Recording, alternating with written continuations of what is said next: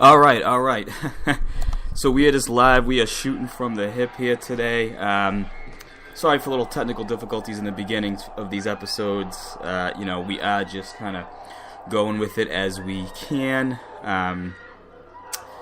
This is the way it goes, man. So, yeah, a little bit of a false start, but I won't bother with introductions from the other one. Basically, to suffice to say, this is the Lou Toad Broadcast Podcast, New Year's special, going all the way past midnight tonight. Maybe several episodes. You can find it on my YouTube channel, and I'm also going to share links on various social media.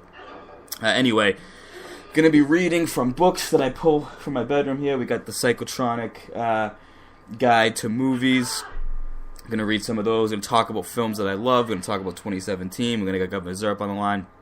Anyway, let's hear some music. I'm going to be playing my music tonight. I'm going to be playing music that I've done out of order productions. We do videos, we do movies, we do music. And you're going to hear all that tonight. I mean, you're not going to hear the movies, but you guys get the idea. Don't bust my balls here. So let's just have some music. Again, this is It All Started with Chainsaw Fury.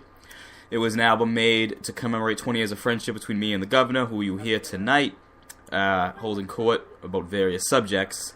And anyway, he wrote all the words, I did all the music and the production, and there's much more to come. So here we go. It all started with Chainsaw Fury.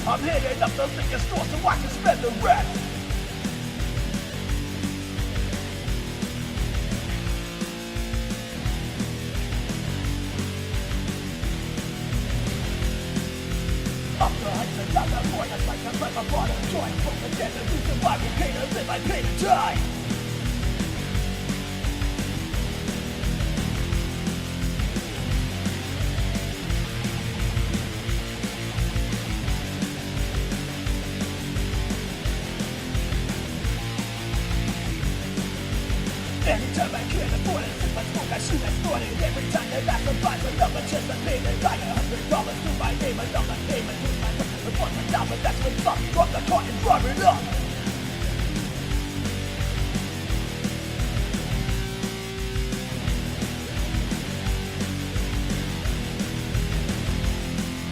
I'm the husband, I'm the point, I spike the fight, the bottle, join the group, and get the free survival, pay to live, I pay to die.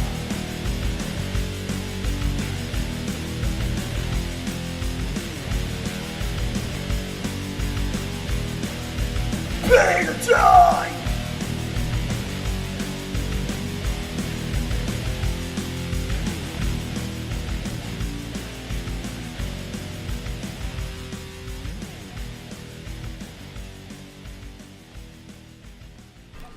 All right, that was. Let me have some background music here. Okay, so that was EB Saints, which is Zerp's kind of project. Only 2 tracks so far, but much more to come in 2018. So I'm drinking my Cab Sauv Wicked Wines. Very good. I've got Bloody New Year on YouTube. I think I mentioned it in the little pre-podcast. You should definitely check it out. It's on YouTube. And oddly enough, you can find this episode and all future episodes of the Lou Toad Broadcast podcast on here. Gonna hear from Governor Zerp in just a little bit. And yes, so anyway, this is some music. Again, you're gonna hear my music throughout. This is Her Illumination. It's by me. Have always loved creating. As far as I don't know why I'm distracted right now. You know what? I'm just gonna leave the music going because it doesn't seem to flow the conversation right now. My head's in a couple places. It's not fair to you people. Let's just listen to the music. How about that? And then when I come back, I'm gonna have much more to talk about. Be better prepared. Again, by the seat of my pants. There may be music here. There may be just me talking for a while. I mean, hey man, we're just making it up as we go along here. So I'll be back. Again, this is Her Illumination by Lou Toad, which is me.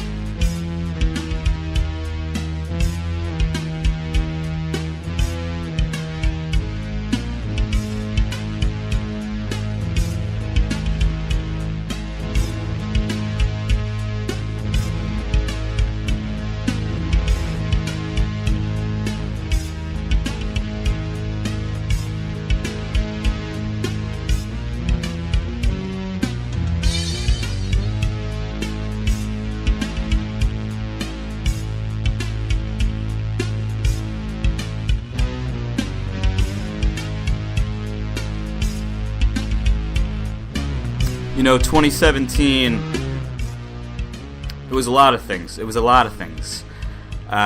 mostly good. There was some bad. I don't know. I go back and forth from thinking that the years mean nothing, and I go back and forth with thinking that the years mean everything. It definitely seems to me, I don't know how much of it is circumstance and how much of it is some type of other celestial force that we don't have power over, that just maintains that this year is going to have this certain type of air over it, both in your personal life and just in the world at large. But maybe that's not true. Maybe it's all about the decisions we make, it's about the choices we make. I watched this documentary recently on Earth, and it's another one you can find on YouTube. I feel like I'm fucking plugging YouTube. It's 2017, 2018. I don't need to plug YouTube. We all use it. But it's like one of those things where you just, I don't know.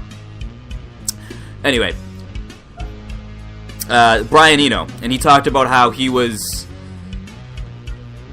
creating music, and his whole philosophy of creating music was he was taking out the element where instead of requiring skill, it was all about what choices you made.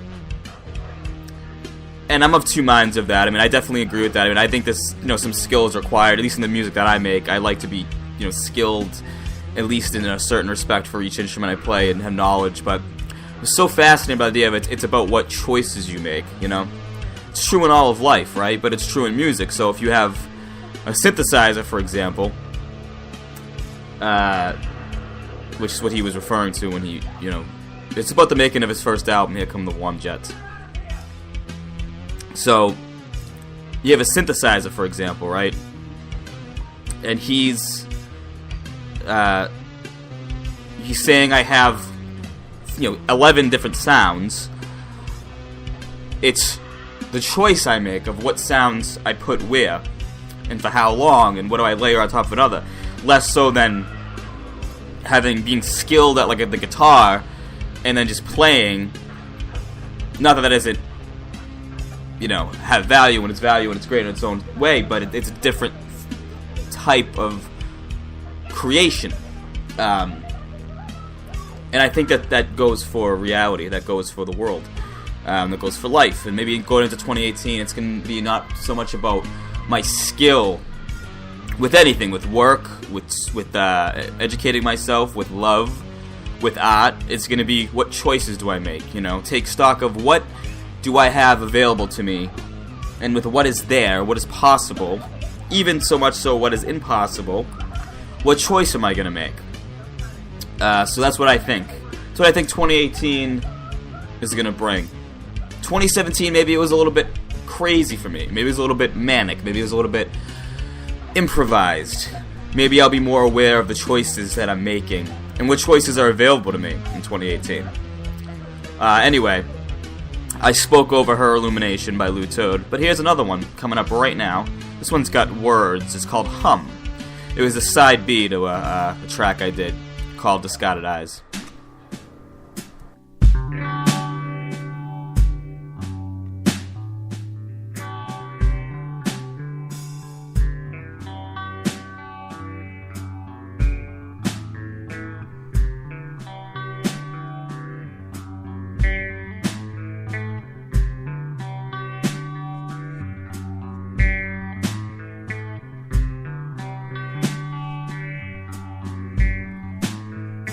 I'm in love with my TV, rock and roll and poetry, free floating philosophy.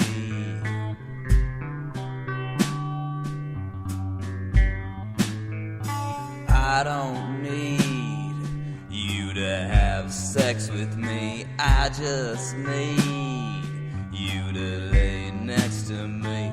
In a few minutes, it'll all be okay.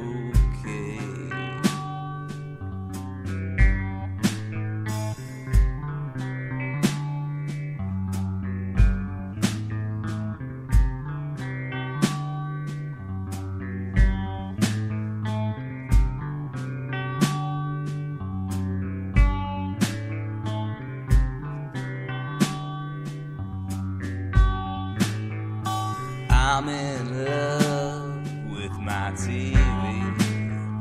Rock and roll with poetry. Free floating philosophy.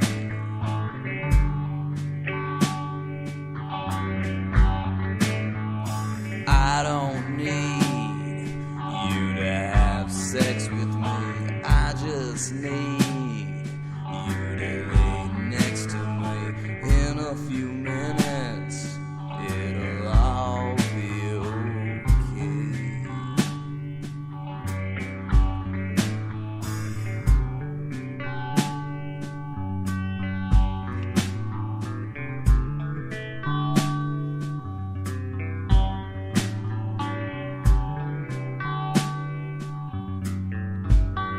What up, butt plug? What up, dude? How you doing, you fucking butt plug? How great was that? We are live on the air, ladies and gentlemen. So Zerp, I don't know. I'm gonna try my best with my speaker here, but I got it right up against the microphone. So, ladies and gentlemen, we have the one and only. Mentioned him already, Governor Zerp on the line. Oh yeah, fucking it's re-election night. It's re-election night, and he's fucking here. Now, do people know about my first term? So I haven't really mentioned the old show, so that could be a jumping off point. Oh yeah, we used to, this goes way back. Like I was governor a decade ago. I'm back, motherfucker. You hear that? He's back. Fucking, he's back. So Zerp, to give it a little insight here. I played a couple tracks, been talking a little shit, but I just played Negative 100, and word. Yeah, Right. the song is who it goes. So yeah, so I told him this is something, it's not kind of the way it's gonna go. So Zerp will be in and out. He'll play some songs. We'll talk some stuff. But yeah, so anyway, this is the way it goes. We're here now. So me and Zerp used to have a show back in the day on ZoomX Radio. It was a little local, over the air, actually over the airwaves. AM radio, baby. It was AM radio. It was streaming as well, so it was kind of like a mixture of the old and the new. It was great. But he used to have a segment on that show. I mean, he was co-host, and he would sit there and talk, and we would converse. But he also had his very own segment on the show called Governor Zerp's Weekly Rant. So Zerp, I don't know if this is going to be just a revival, a reboot. Is this going to be a spirit of it? I mean, you can pretty much, it's up to you how you want to take that. But I figure just for starters, this being the New Year's special and all that, you could go ahead and just take the reins. And of course, we'll talk about other stuff. But if you want to do like a little thing on that. Well, you know what happened is fucking that motherfucker Peter Griffin came along and bit my shit with his ears grind in there. So, I'm rebranding myself, but I'm still as angry as ever. I'm still as fucking bitter and hateful. So there will be like some ranting here and there. I'm just gonna reformat it and retool it a little bit. So motherfuckers don't be telling me that that I'm like a Peter Griffin fighter. Because come on, I do not sound that much like Peter Griffin. Makes me think of Zag when he told us about how we always sound. And I say that I used to say.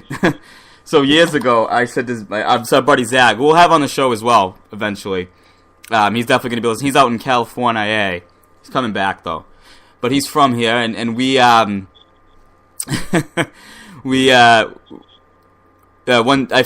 I forget what it was. We were all high, and I said something. He said something, and then I said, "That is awesome."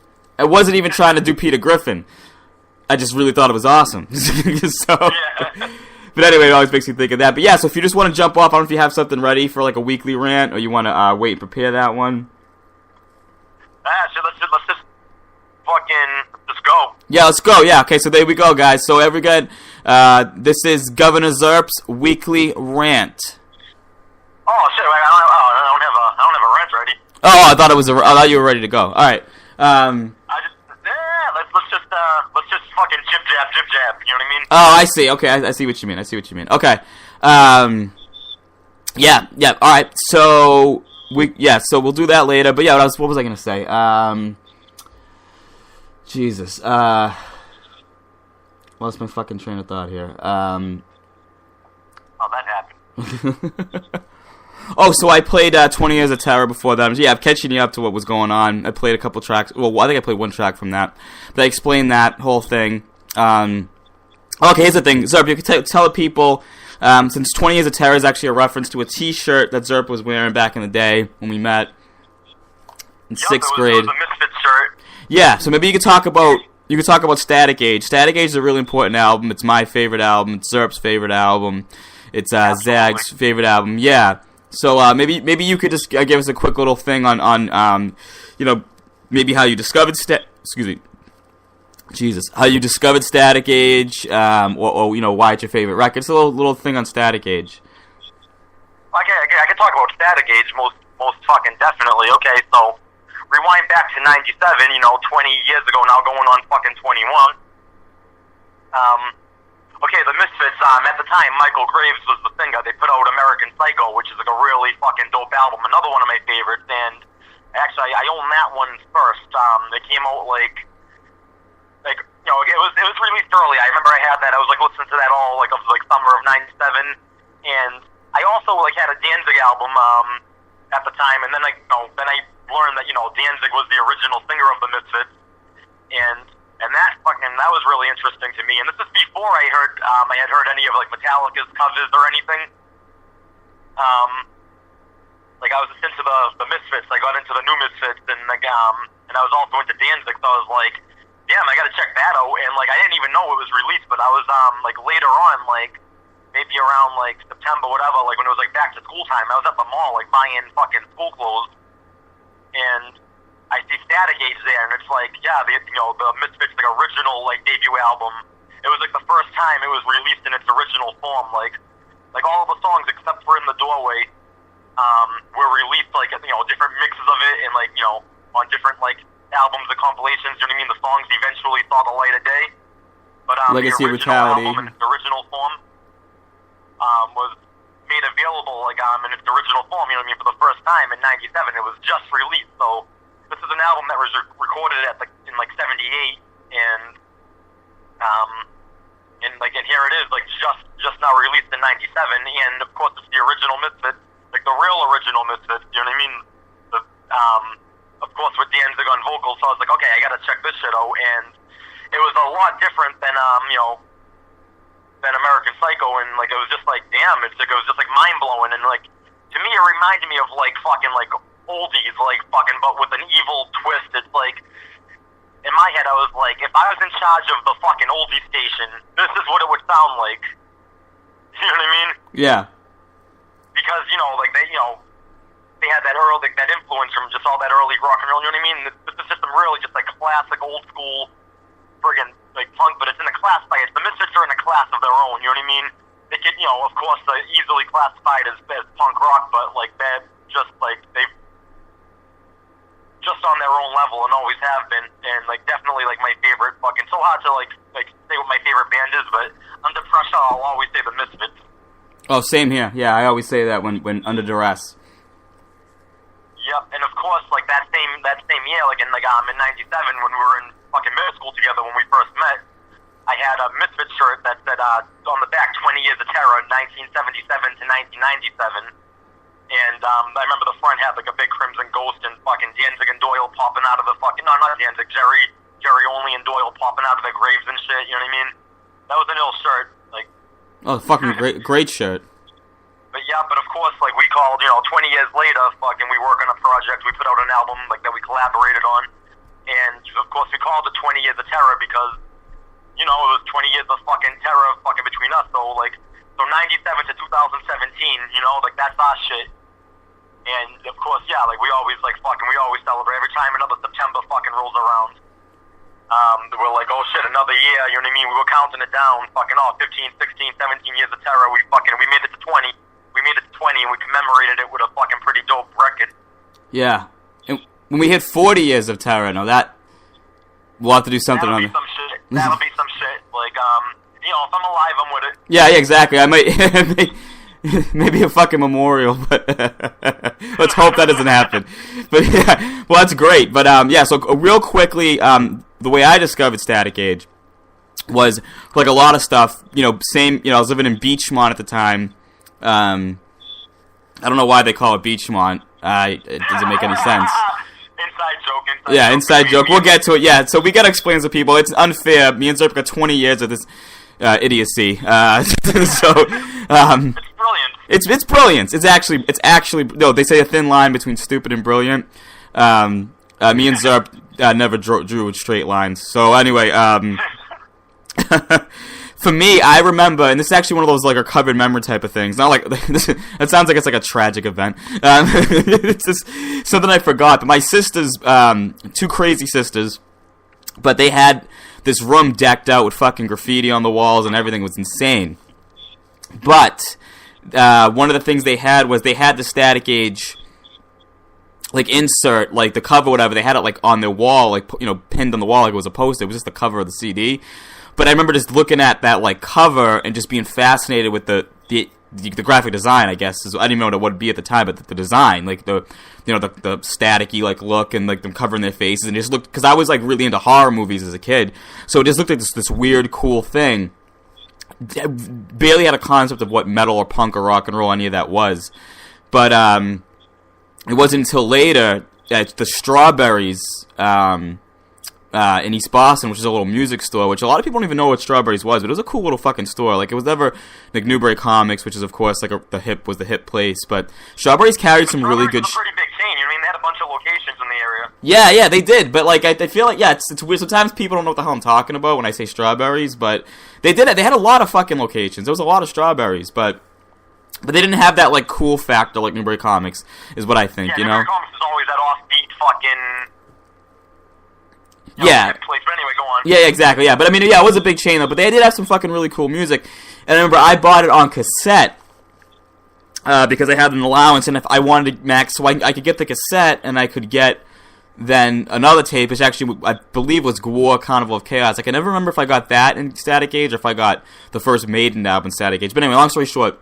Actually, I think it was the first. I'm not 100% sure, but I did see you that day actually at Strawberries. That was the day I got Static Age on cassette. Yeah, which is oddly enough. We ran into each other. You know what I mean? It's like, oh shit! I think that was like the first time we saw each other outside of school. That was, and you had the Full Metal Jacket on. Yep, which was a fucking legend. A legend of its own. But anyway, yeah. So I bought the tape. So I'm sure I'd heard those songs, but I remember my sisters having the like insert for Static Age, but I remember Legacy of Brutality, that they had that cassette and they played that. So I knew the songs, but those are different mixes, and they might not even be all the same versions. But that, Legacy of Brutality is cool in its own way, but it wasn't Static Age. So and then I at this point I don't even know if I knew you had. I don't know. I can't remember that. But anyway, I ended up buying the cassette of Static Age, which I put home and immediately just became absolutely obsessed with it. I still remember to this day. I had the little like boombox cassette tape like on the dresser, on the table, whatever, in my room in Meridian Street, and I would listen to it every night when I was going to bed. I would put it on. I remember listening to Comeback and Angel. We can go on and on. But and I think you remember this, Zerp. I talked to you about the album, and Zerp's like, yeah, you get that secret bonus track where you hear like all the cool stuff at the end. All the studio outtakes and footage and shit. Yeah, exactly. But that wasn't on the cassette. It was only on the. That was a CD only thing, and I didn't realize you had the cassette. You know what I mean? Yeah. Just put the last track on and just like wait, and then the clock will start counting backwards, and you'll hear it. Yeah, exactly. So I put it on the cassette, all excited because it's like all a little bonus thing. And remember, this is like pre-YouTube, like internet. I mean, internet existed, but you know what I mean. Like, you couldn't find all this stuff. So to find like the little weird, little rare, like bonus, like secret thing was fucking awesome. I remember waiting and putting the tape on, not hearing it. I remember the first thing I thought, because I knew you, but not like extremely well. I was like, this fucking kid lied to me.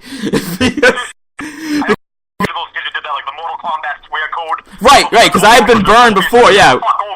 Yeah, as kids of the 90s, you know about. I'm like, this fucking kid was gassing me up. So I didn't think it was real. I definitely heard it for the first time at your house on CD. I had to, because I think I remember that you said, yeah, I have the tape. I was like, oh shit, that must be the problem. You know what I mean? It's like, yeah. So then I heard it, and I was like, okay, that's fucking awesome. And come to think of it, now that you mention it, I don't think that secret bonus track thing's on Spotify. I don't think it's on the streaming, so I might have to find that on YouTube. I'm gonna pull that up and have to play it or something. Not on this episode, but that little bonus track thing. I may be wrong about that, but I think that might have been. I don't even think they ported it over for the streaming. I don't think they did, which makes it extra special. But anyway, yeah, I think that's a good little intro. So Zerp, we're gonna go to a couple songs. I'm gonna play a couple tracks from 20 Years of Terror from our project. Man, this is really the best musical project I've ever had the pleasure of working on, and we've done quite a lot. And I'm not to minimize all the other great shit we've done, but like this particular fucking album that we collaborated on, where, of course, I don't know if you mentioned how you wrote all the music and you recorded it all and you did the vocals and I wrote all the lyrics, but that it was a collaborative effort. You know what I mean? Yep. We wrote these songs together, and absolutely. Very proud of this one. Yeah, absolutely. Yeah, and there'll be more. And I was thinking about it, so I don't know if you wanted to do this. If you wanted to make it like, if we just keep the name because of the semblance, the significance of 20 Years of Terror going on, or do we do it like 21 Years of Terror, 22 Years of Terror? Maybe we could keep the 20 Years of Terror name, but like we could, name future records accordingly. Yeah, that's a good idea, because I think that the importance of that was the 20-year landmark, and of course with the whole, like, yeah, we'll do that. T-shirt and everything. Yeah. We were waiting. We were counting down. We were counting down to it. We are holding on to that one. So anyway, yeah, but with future records, it's going to be, Zerp on vocals. We're going to get Zag involved in this project. So 20 Years of Terror, there will be more music to come. The next thing we've been talking about, Zerp, which will happen in 18, is going to be the covers EP. We're doing a covers EP. Yep. Oddly enough, it's not going to be all Misfits songs, but we'll cover Static Age in its entirety. Maybe we'll do that for the 21st anniversary. You heard it here first, folks. But yeah, we'll iron out the details on that later. But anyway, yeah, so we're going to hear some tunes. We'll come back. I'll do some more talking. We'll hear more from the governor. Maybe. You like the song Come Back? Okay. Yeah. Hey, here you go. That's even, dude, that fucking thing with butt plugs, I did not even realize that till I said it. I thought it was the funniest fucking thing. Ask Beavis, I get nothing but head. Oh.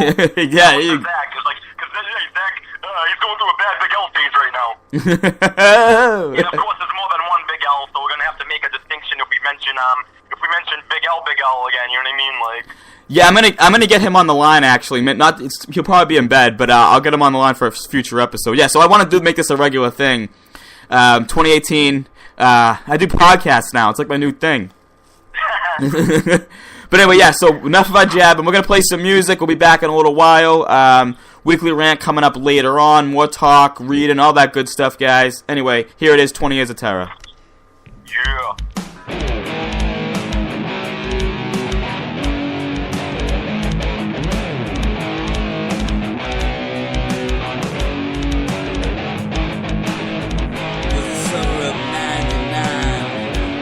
At the bottle sign, street lights shine down on the square, with heavy metal at full blare, steel guitar, practicing, blank tape as a jam, lunch basket drums suffice, heavy bass, but not as nice.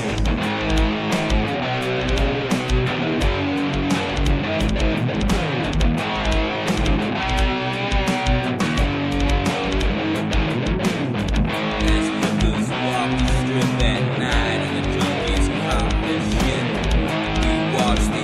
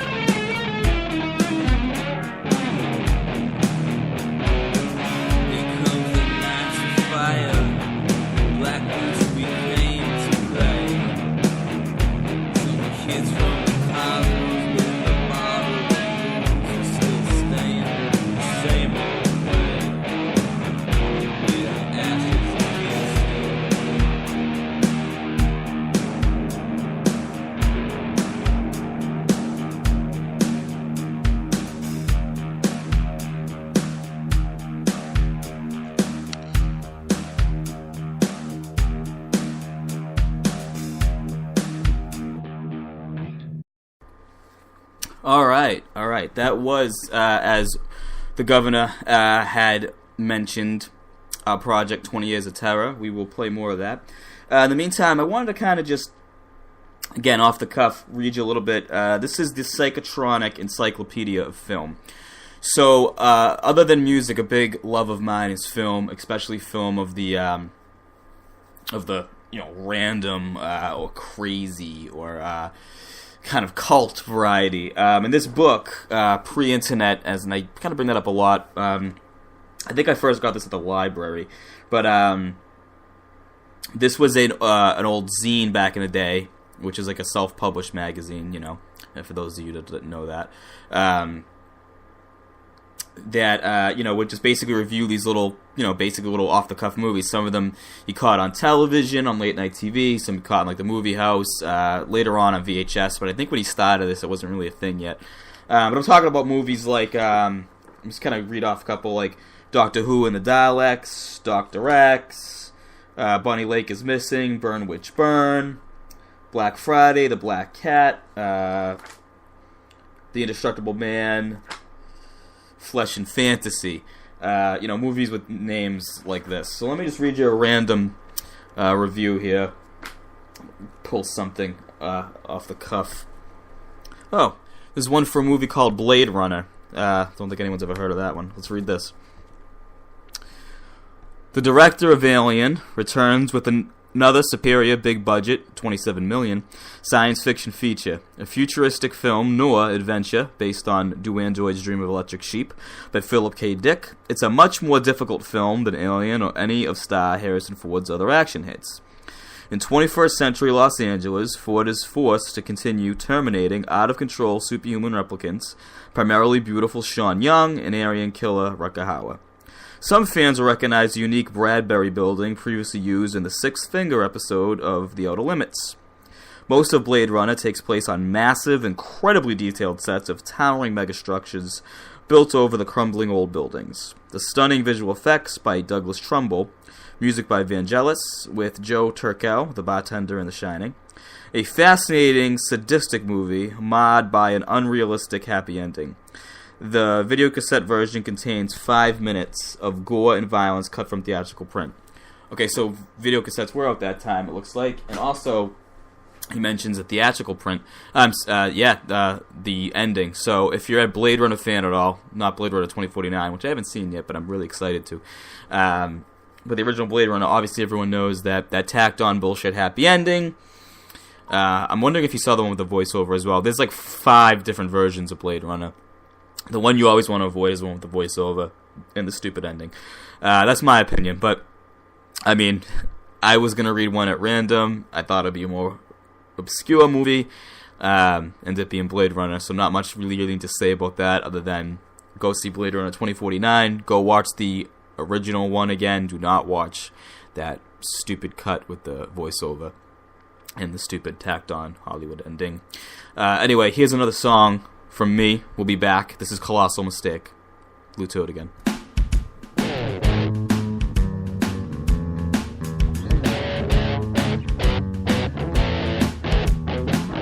It was a colossal mistake walking up to you in the wake of my garbage collector's mental break. It was a lie, and I called your number to say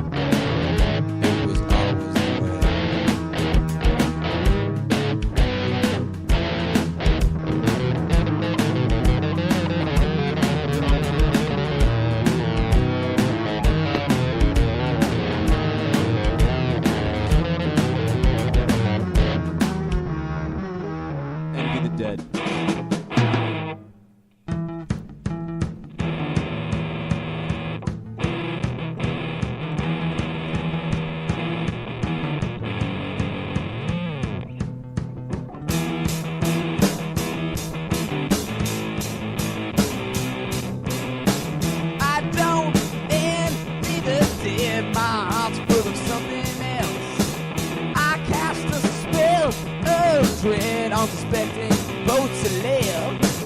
I don't, and feeling dead. My heart's full of something else. I cast a spell of dread.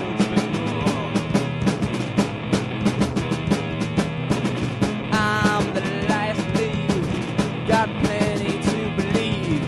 I'm the last lead, got plenty to believe. In a trail parade, my soul's price is paid. In a trail parade, my price is paid. Looking out for number one, dying like a burnt out sun. Living like number one, burning out like a dying sun.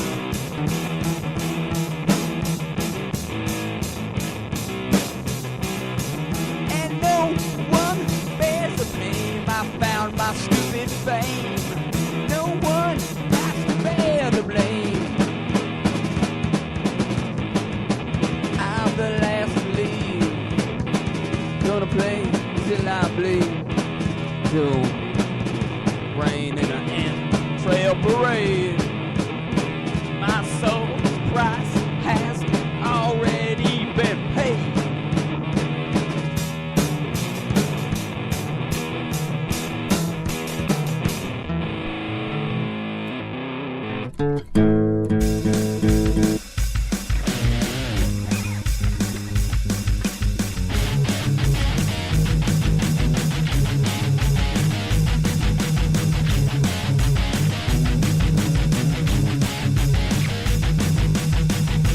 Atomic hands, mad eyes burn.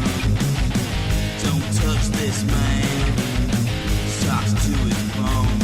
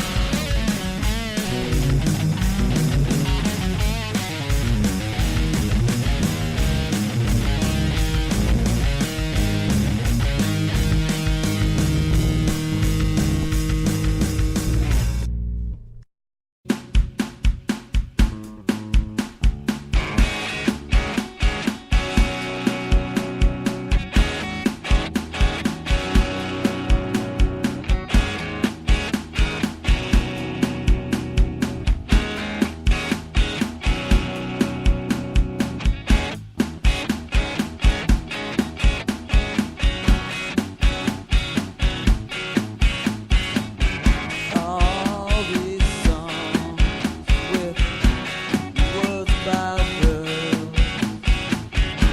I can't relate, just can't infiltrate the formula. While my poetry life goes down, it's very unpacked. All these songs with words about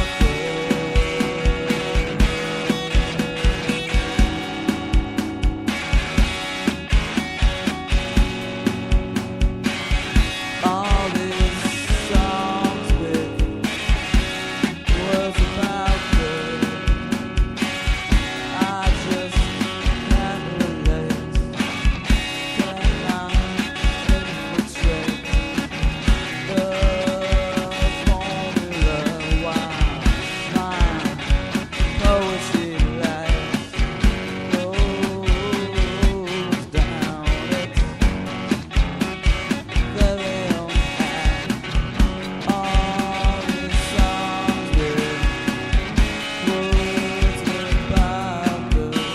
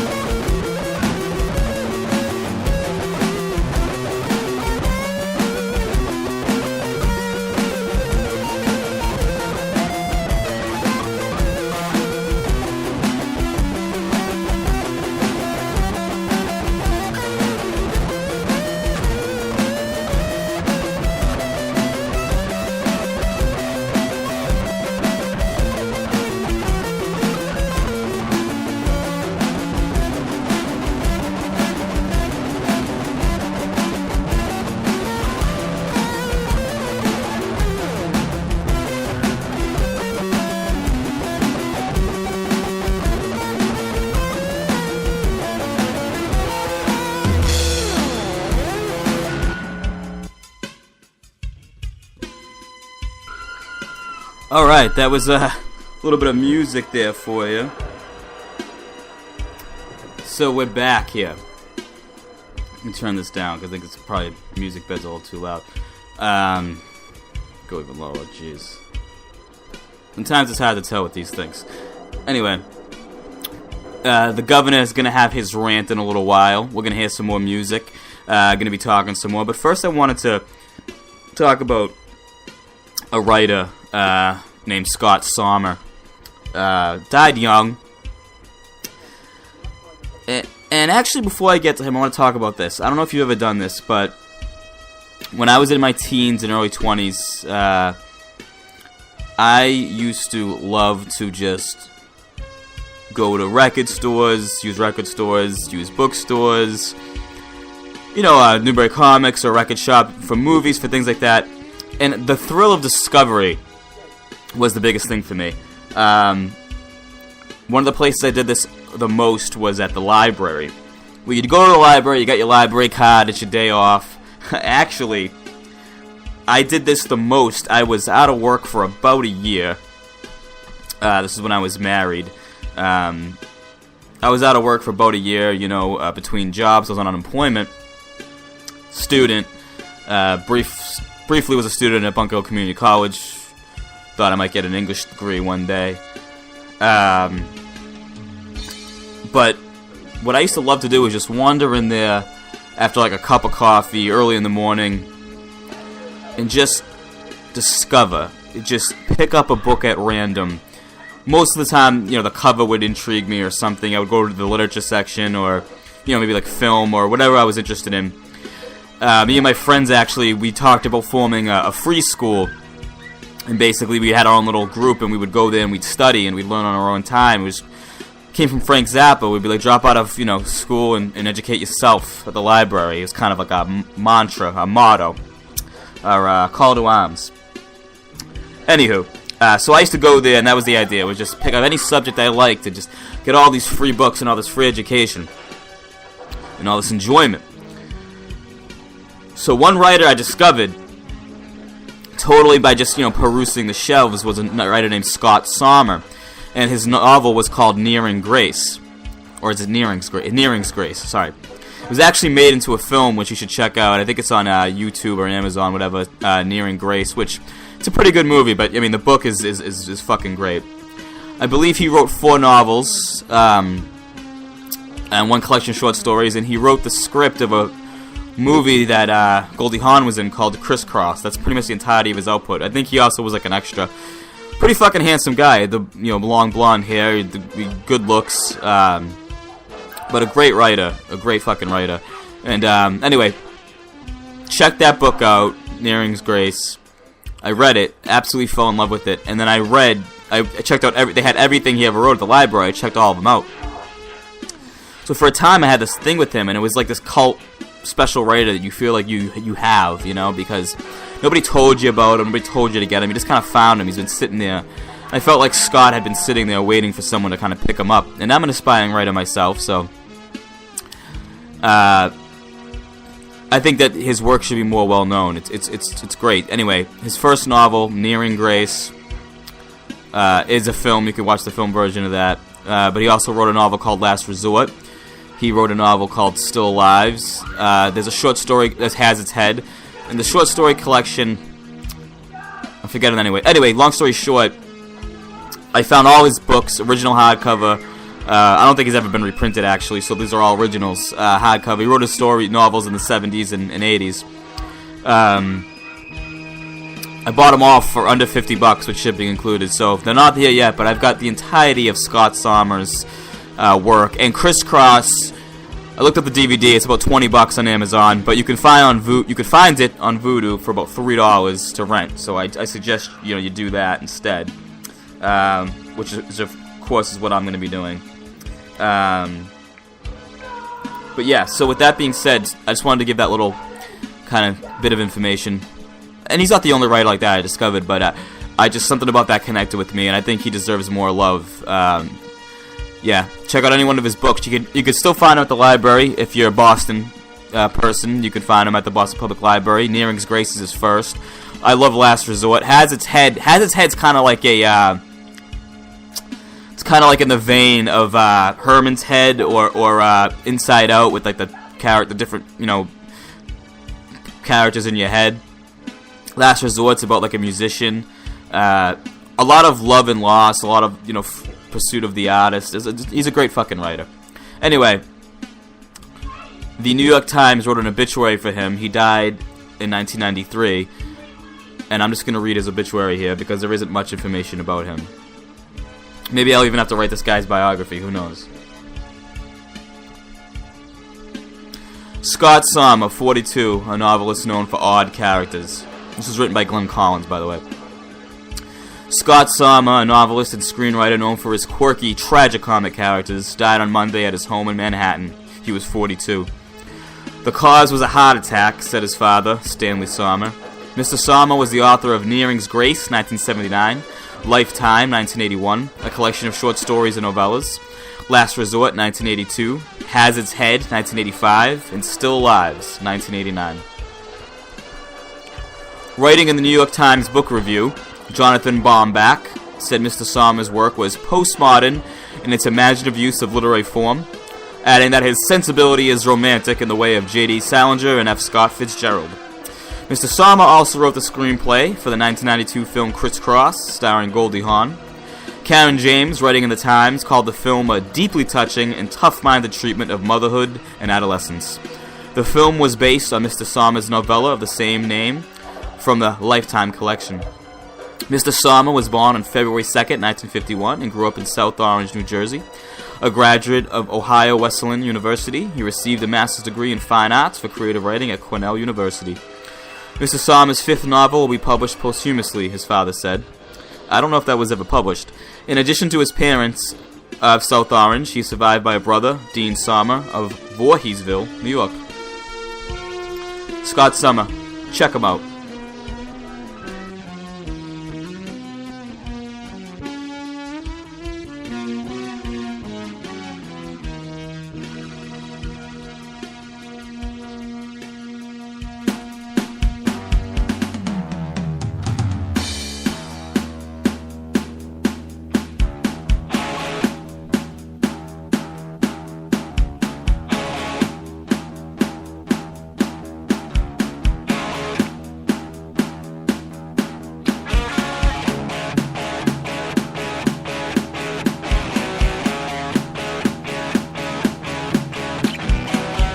All this stupid rain makes gutters drain, laughing in pain.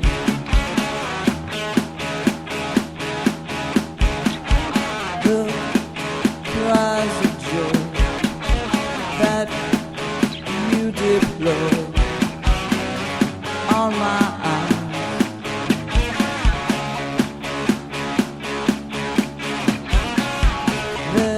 No secret to my success, just a record of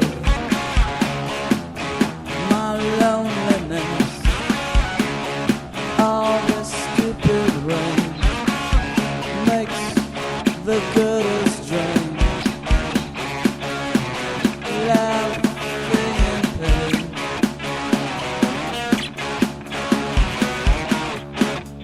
So the cries of joy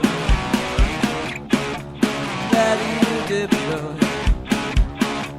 on my eyes,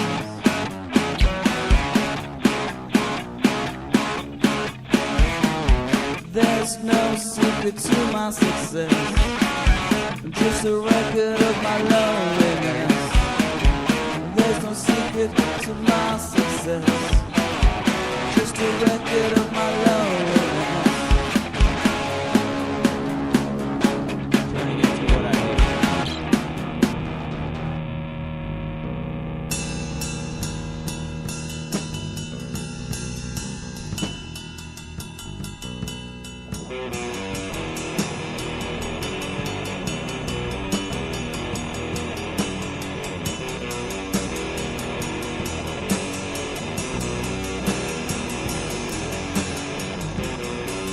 I open the door, but what's there? Fossilized heart and a guitar lying bare. Leave the mask, it's not Halloween. Grab all the cash and go running free. Go running free.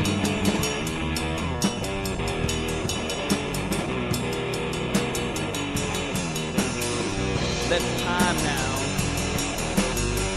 than ever before. There's that creepy feeling knocking on the door. God, this is a chance to run along that razor blade edge. It's our best friend.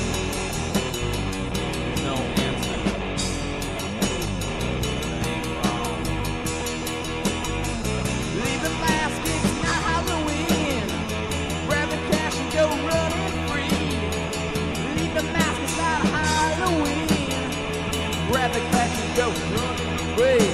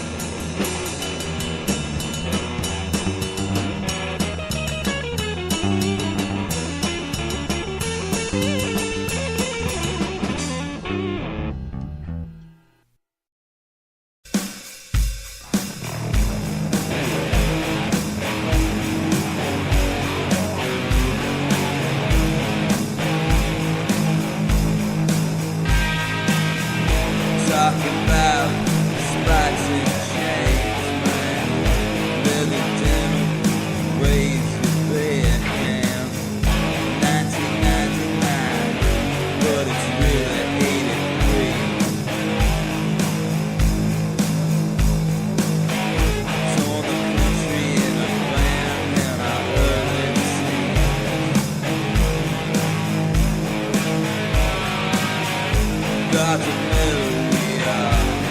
We came to change the scene. The marshals in our arsenal, we brought karaoke machines. Playing practice, playing pageants in a ripped up memory dreams. Bring the 80s to the 90s and become a century.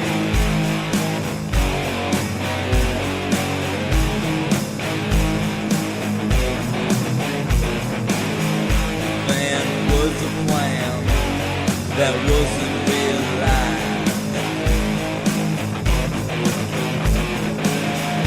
So was never booked, but still was all realized. We lived it and we did it. We did a lot, I recognize. We wrote the poet. We learned to improvise, not only in our music, but everything inside. Right exams we posted, to which we taped the mic. We set the pace, we set the stage, we set it up for future nights. For the millions and the ashes, just be that much more wise. Dark nights and ribbon ends, waking day with little mom. We kept it metal to max, fuck the pop fans at the mall. Then a motorhead and Black Sabbath shook the wall.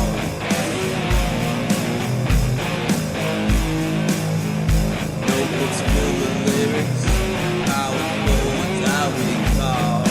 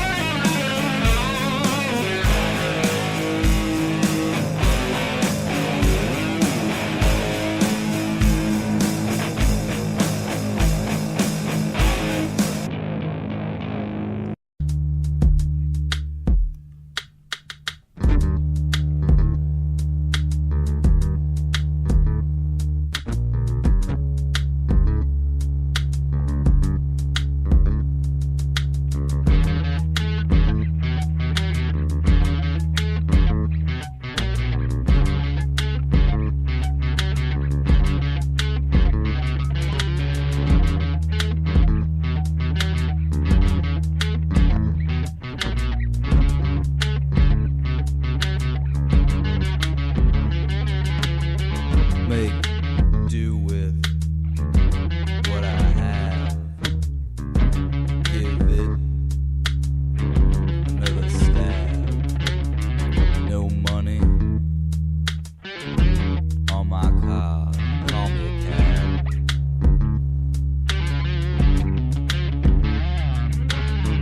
It's getting too late in my life to feel this sad.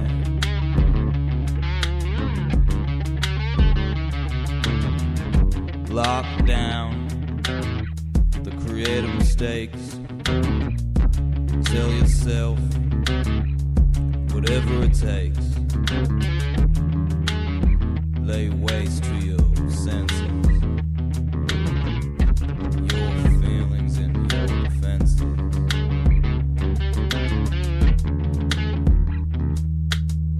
Make do with what I have.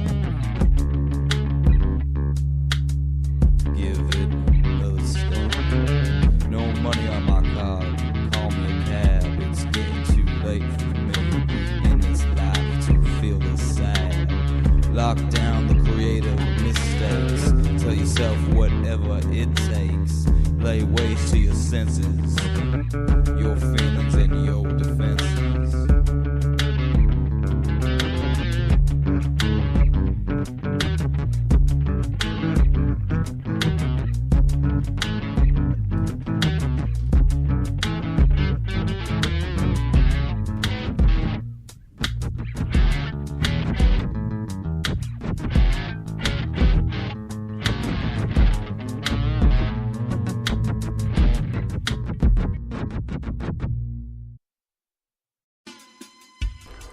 Alright, so still, figuring everything out. Don't worry, Zerp will be back, but in the meantime, I'd like to read you some work from my long-in-progress novel. Hopefully one day I will finish it. 2018 will be the year, and then I'll finish it. But this has been sitting in a drawer for quite some time. It's a novel that I've been working on for a long, long time, as I said. It's gone through many changes, but I want to read a little bit of it to you today.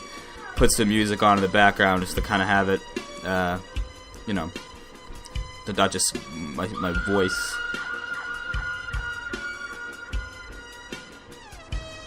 Okay, so it's called In Either Academia. And here we go.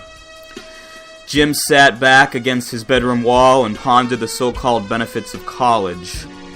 There was financial security if one took the right courses and got lucky enough to find a paid internship. There was simply the fact that it was something to do, a way to steer clear of the ennui that had begun to seep into his life. On the other side of the fence, he had run with a crew whose aesthetic was decidedly anti-academic. Anything one can learn can be best learned on one's own, was their somewhat clunky unofficial motto. He was this crew's most vocal proponent of the do-it-yourself intellectual ideal. Many gatherings were held in the converted living room of the apartment and shared with his girlfriend, the avant-garde anti-artist. He usually hosted these soirees with a mixture of acidic sarcasm and opportunistic farce, though the farce was only lost on herself. Yes, but the true artist does not need to be told that they are an artist. Once you feel the need to be told, and heaven forbid taught art, you might as well hang up the brush. Forever. The room... I didn't even see him there. You okay? Yeah. Yeah. I'm okay too. Yeah.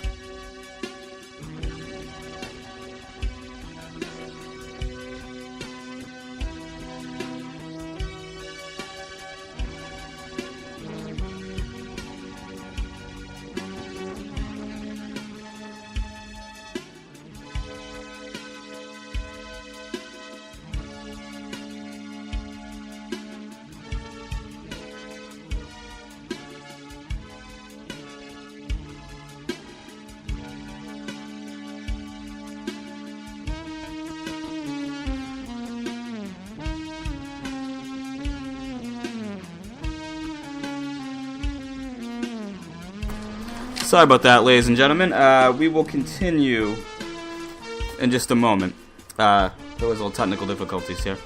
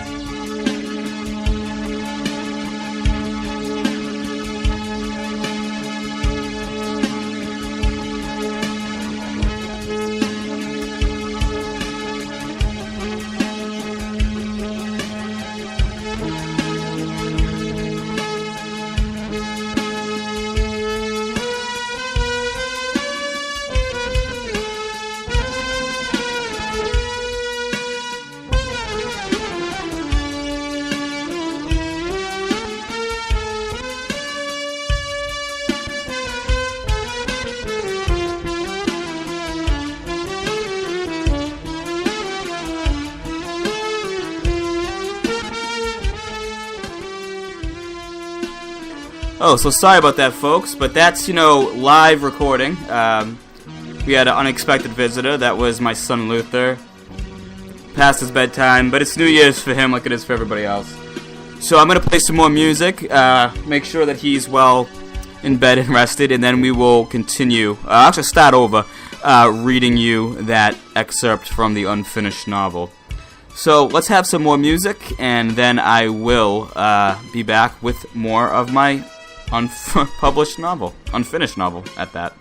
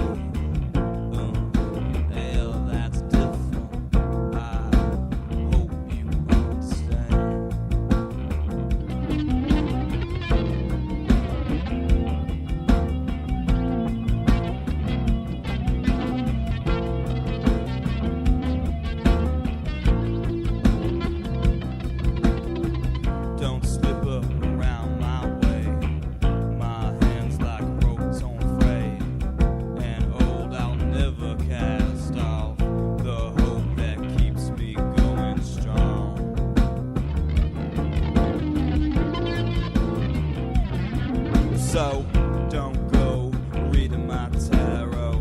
I just don't want to know. I need to read them. Hell, that's different. I hope you understand. Don't slip up around my way. My hands like ropes on a frame. Old, I'll never cast off this hope. Keeps me going strong.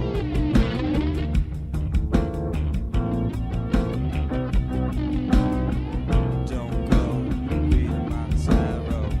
I just don't want to know. Don't go reading my tarot. I just don't want to know. Don't go reading my tarot. I just don't want to know. Don't go reading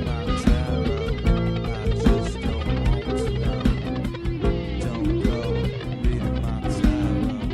I just don't want to know.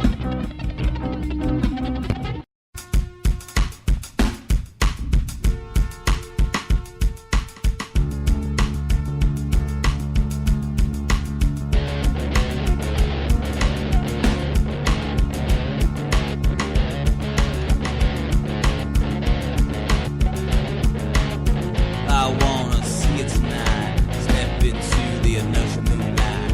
I'll steal your thoughts and call them my own.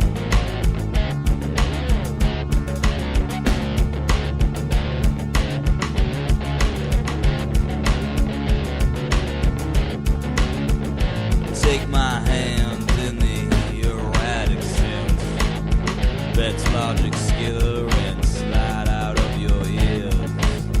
I want to cast a spell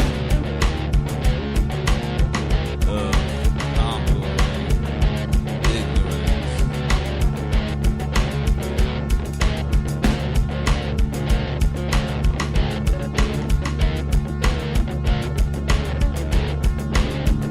Lash out at me like a monster.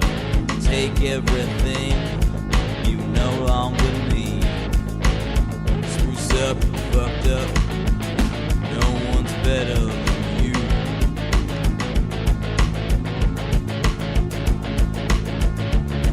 I wanna see you tonight. Step into the inertial moonlight. I'll steal your thoughts and I'll call them my own. Take my hands in the erratic sense. Let logic skitter and slide out of your ears.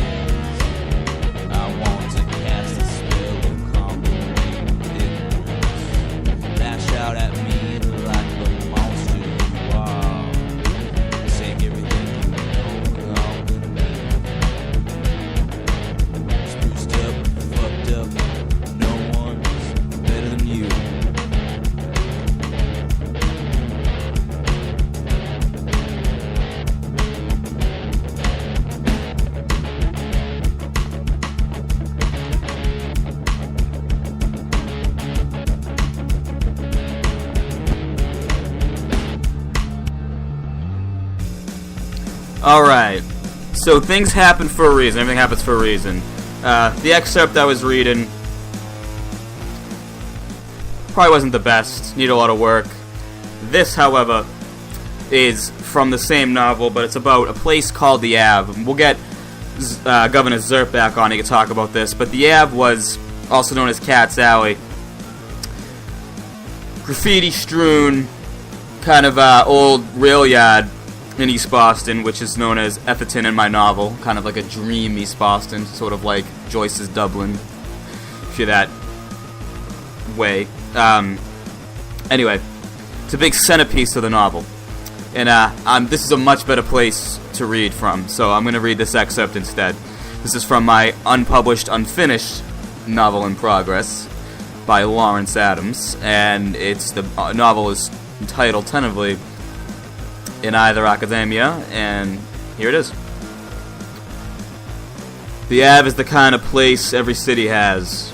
Once a railroad yard, it is now overgrown with weeds, rusted beer kegs, a plethora of graffiti, and generations of cigarette butts, beer bottles, busted liquor bottles, and the ghostly remnants of many conversations. The kind of place a guy would want to lose his virginity in, and a place where a drunk girl just might. A place where short and long-lived garage punk bands were burned out of all-night exuberant conversations fueled by grass and teenage angst and energy. The kind of place where junkies went to shoot up, underage drunks went to drink, wild-eyed writers went to write by the moonlight and street lamp, and the kind of place Jim found himself for the zillionth time along with his best friend, the obligatory 12-pack of beer in hand. The quick scope for the cops completed, Jim and his best friend sit in their treasured spot, the giant cement block to the left center of the long, rusted train tracks leading off into a bridge known as the Catacombs, which anyone who had spent a night at the Ave knew was off limits. It's where the bums slept, shanks in hand. As long as you didn't cross the threshold, though, you were safe. The bums and junkies respected the young hood space as long as they respected theirs. Another reason the always sat on this oversized cement block was that it offered a perfect view of the massive wall of graffiti that ran along the Ave. "This is true art," Jim's best friend said, cracking a beer. "I mean, these artsy-fartsy fucks downtown spend a fortune on paintings that are just the same old fucking shit that their parents and grandparents bought. And here they're missing the greatest artwork of the past 30 years. I mean, look, Jim, there's some fantastic pieces here. Some of this stuff goes back to the 70s. You can see the progression in the street style. You know it's odd. You couldn't frame this stuff and put it on a wall in a stuffy museum or a pretentious gallery. It has to exist as a part of the city, a part of the landscape. Seeing it in person here at the Ave is part of the effect. As amazing as some of these works are, they wouldn't impress me half as much if they were framed and hung up, you know? I mean, look at this one, the splashes of orange, the use of the bubble lettering, which places it in the early 90s period. I love these pieces. You'll never catch me downtown at the Museum of Fine Arts, and that's because I don't need it. All the art I need is right here. How can you best that? That giant cast on Spider descending over the Ave with his bulbous eyes that look like they belong on some freakish frog cat creature. That spider is the watcher of the Ave, man. This graffiti is the living skin and soul of this town, on its rotted and rusted end. I love it just that way. If they ever were to try and pave through here and clean it up, to gentrify it like the rest of this city, I'd be the first one down here with a gun. I'd shoot any fucker that came within range of these works of art.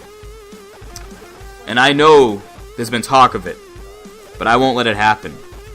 Everyone's got their purpose in life. I wouldn't mind mine being the preservation of this historical landmark. Tear down the wall, tear down the Ave, and do what? Put it in flowers and fucking trellises and a fucking bicycle trail and paint some nice multi-ethnic city scene generic bullshit over this. I'll never let it happen.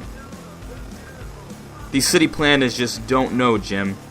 They don't realize that right under that spider I took my first toke of grass, that this is where you wrote some of your greatest poems. Remember when you came down here and dropped acid and just sat down and jotted down in that notebook of yours all those crazy thoughts in your head? I still have that one you gave me. College will be great for you, man. You can go and teach the professors how it is. Or you could stay here and write under the great graffiti spider forever. We could guard it. We can guard this Ave from the yuppies together. One ain't better than the other. That's one thing I've learned, Jim. No matter what decision in life you make, one's not ever better than the other. Jim's best friend tossed the emptied beer can into the nothingness beyond. The air is crisp and cool. It is a beautifully warm June night. Jim runs his fingers over his unopened can of beer, letting the cold of the can excite his senses. The Ave has its own cold familiarity. Standing at the entrance of its gnarled, rusty industrial gates, one feels the spirit of eternal youth shot through with a worry-chasing laughter of old friends and family now deceased into that silent sleep that we all one day must concede to. The Ave carries with it everything that Jim has loved about his neighborhood. The earliest and rawest refuge for the neighborhood kids, a clan that must constantly change and expire with every successive year, for the unavoidable truth that youth extinguishes into adulthood. Something of an urbanized Peter Pan soul secretes from its walls. All manner of mannerism and wild invention. And I think I lost the other page, because that's all there is.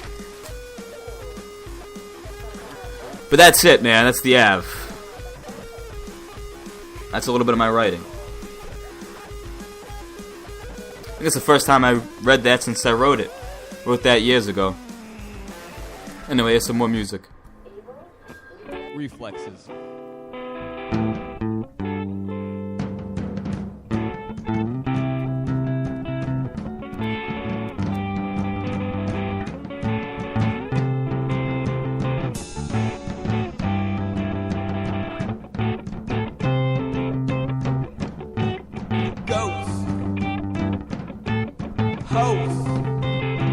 The trouble in us is growing.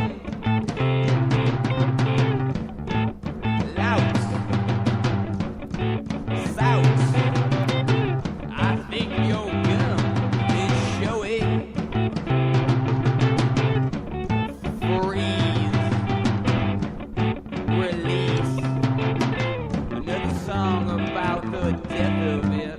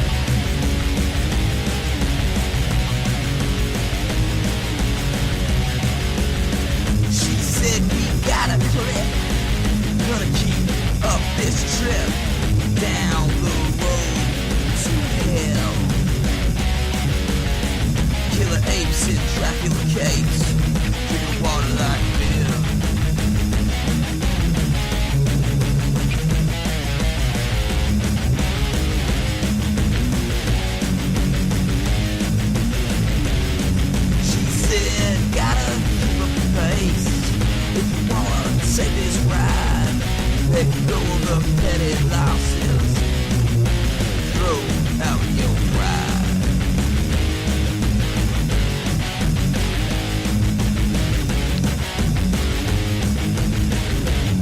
She said,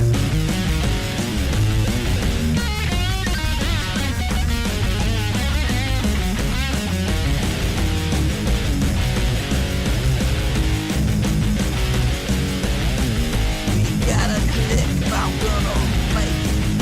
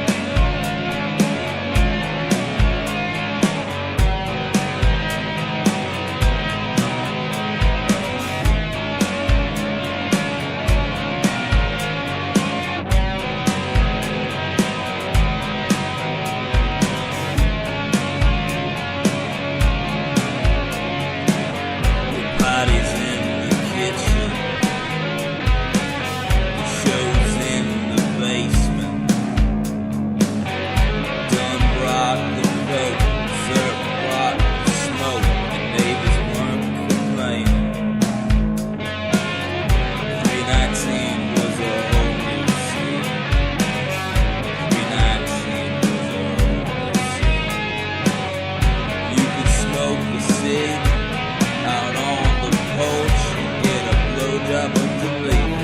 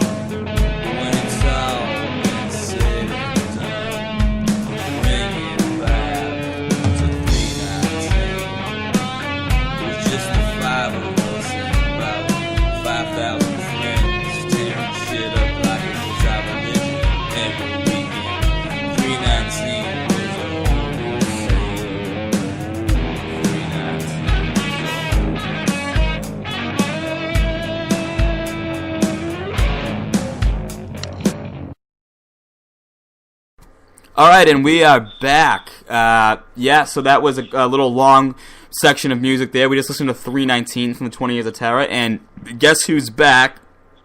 Aw, shit. I'm drinking Cab Sauv. I'm pretty fucking drunk. This is, but Zerp, so let me lead you in rather. So, previous to this, I read some stuff. We had a surprise visitor in the middle of, I was reading something, and then Luther busted in the room. Like a bat out of hell. He didn't want to go to bed, but it's 10:30. He's got to go to bed, so we put him back to bed. It's New Year's for him too. But anyways, we had a little special guest. But then I read. I don't know if you remember the novel I've been working on for fucking ages. How I wrote a whole thing about the Av and how the Av's a big part of it. Oh, okay. I read that, and of course, Zerp, you're like a character in that. You know, albeit it's like the Kerouacian, you know, like thinly veiled, like whatever. Anyway, so to catch you up, because That's what happened in the interim, and a lot of music was played. But anyway, Zerp's back, Governor Zerp. Sometimes we call him Zerp, sometimes we call him Governor Zerp. We go back and forth on it. Anyway, so Zerp, you got some. Do we call it the Weekly Rant? Is there a new name for it? I mean, let me just give you the reins, and then I got the mic. You got to the microphone here. You can take over and let the good people know what's going on. Okay, I mean, we can figure that all out. I mean, as far as what we're going to be calling this,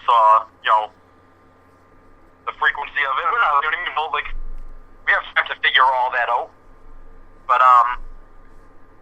shit, I don't know. Like, what are we doing here? Yeah, so, if you're ready, I don't know, I figured we could, I don't know if you want to call it the Weekly Rant. Do you have, like, a subject or something you wanted to expose on it? I mean, I guess, this is the New Year's special, and I haven't really mentioned New Year's that much aside from like I'm watching Christmas. I'm watching New Year's Evil, which is a New Year's movie. So maybe we could talk a little bit about talk about 17 and what a bit. I know you've had some over the holidays. You had some it's been Christmas and Thanksgiving and all that good stuff, and the New Year's coming. If you want to expose on, is that even a word? If you want to hold court on maybe your 2017, some good, some bad. You could talk about what your plans are for 18. You could talk about the holidays. I mean, this is these are subjects. Discuss among yourselves while I'm verklempt. All right, shit. Well, I mean, 2017. I mean, for me, it's been such a mix of good and bad. You know what I mean? It's been a really heavy year for me. I mean, like the good was really good, man, but the bad shit this year was fucking really bad. And damn, like I mean, we fucking. I mean, in addition to that, I mean, we lost a lot of fucking you know, friggin' a lot of famous deaths. Prodigy, of Mobb Deep in particular, was a big one for me this past year. Shit, but I mean, just in like my life personally, I've dealt with a lot of shit this year. I'm not gonna get into the details of all of it. Maybe I'll touch on a couple of entertaining aspects. You know, I missed spending Christmas in a holding cell by a cunt here. Just by a cunt here. You know what I mean? It was just a misdemeanor. It would have been like drunk and disorderly, and I narrowly escaped that. But yeah, that was some shit, and not the first time something like that happened to me this year. You know what I mean? Fucking back in the spring, I fucking went through a similar fucking type thing and ended up in the goddamn psych ward just to sober up at Mass General. You know what I mean? I wasn't being held or anything because I told them, you know, yeah, no, I'm good. I'm good. I'm good. I don't have any evil plans. Just fucking, yeah, I'm sober. I drink enough water. Fucking get me the fuck out of here. But anyway, shit, I don't know. But 2018, I guess I just, you know, I'm not on, you know me, and you know I'm not on that fucking whole, like, New Year, New Me horse shit. Yeah, of course. But you know, fucking self-improvement and just improving, like, yourself and your life and your situation is always a good thing. And again, I think that's really, like, the only, like, purpose of, even keeping track of years by... Okay, could you hear me? Because, like, some fuck is fucking... Beeping in. No, we heard the beep, but we can still hear you loud and clear. Okay, shit, fucking, ugh. Like, see, I'm very easily fucking agitated and angered there. You know Easily what I mean? riled. But, yeah, you know, like, plus, you know, like, I'm not drinking tonight. That's a fucking good thing, because, I mean, that's the fucking... Yes, you take a little sabbatical from the sauce from Uncle Grandpa's special cough medicine. I said Uncle Grandpa. I literally said Uncle Grandpa. Uncle Grandpa. That's how fucking sauced I am right now. You know, I'm sure that's happened somewhere before, you know what I mean? Well, that's a children's show that I can't even use the fact that I have a child as an excuse because he doesn't even like it. I love cartoons, ladies and gentlemen. He doesn't even watch it. Yeah, but like as I was saying there, fucking yeah, so like the only fucking real purpose of like fucking I think of like just even keeping track of the fucking years is to be like, okay, so this last year fucking kind of sucked, so let's see what I could change about that in this coming year. You know what I mean? Absolutely. Put things in perspective. You know what I mean? It really helps put, you know, you can put your life in perspective.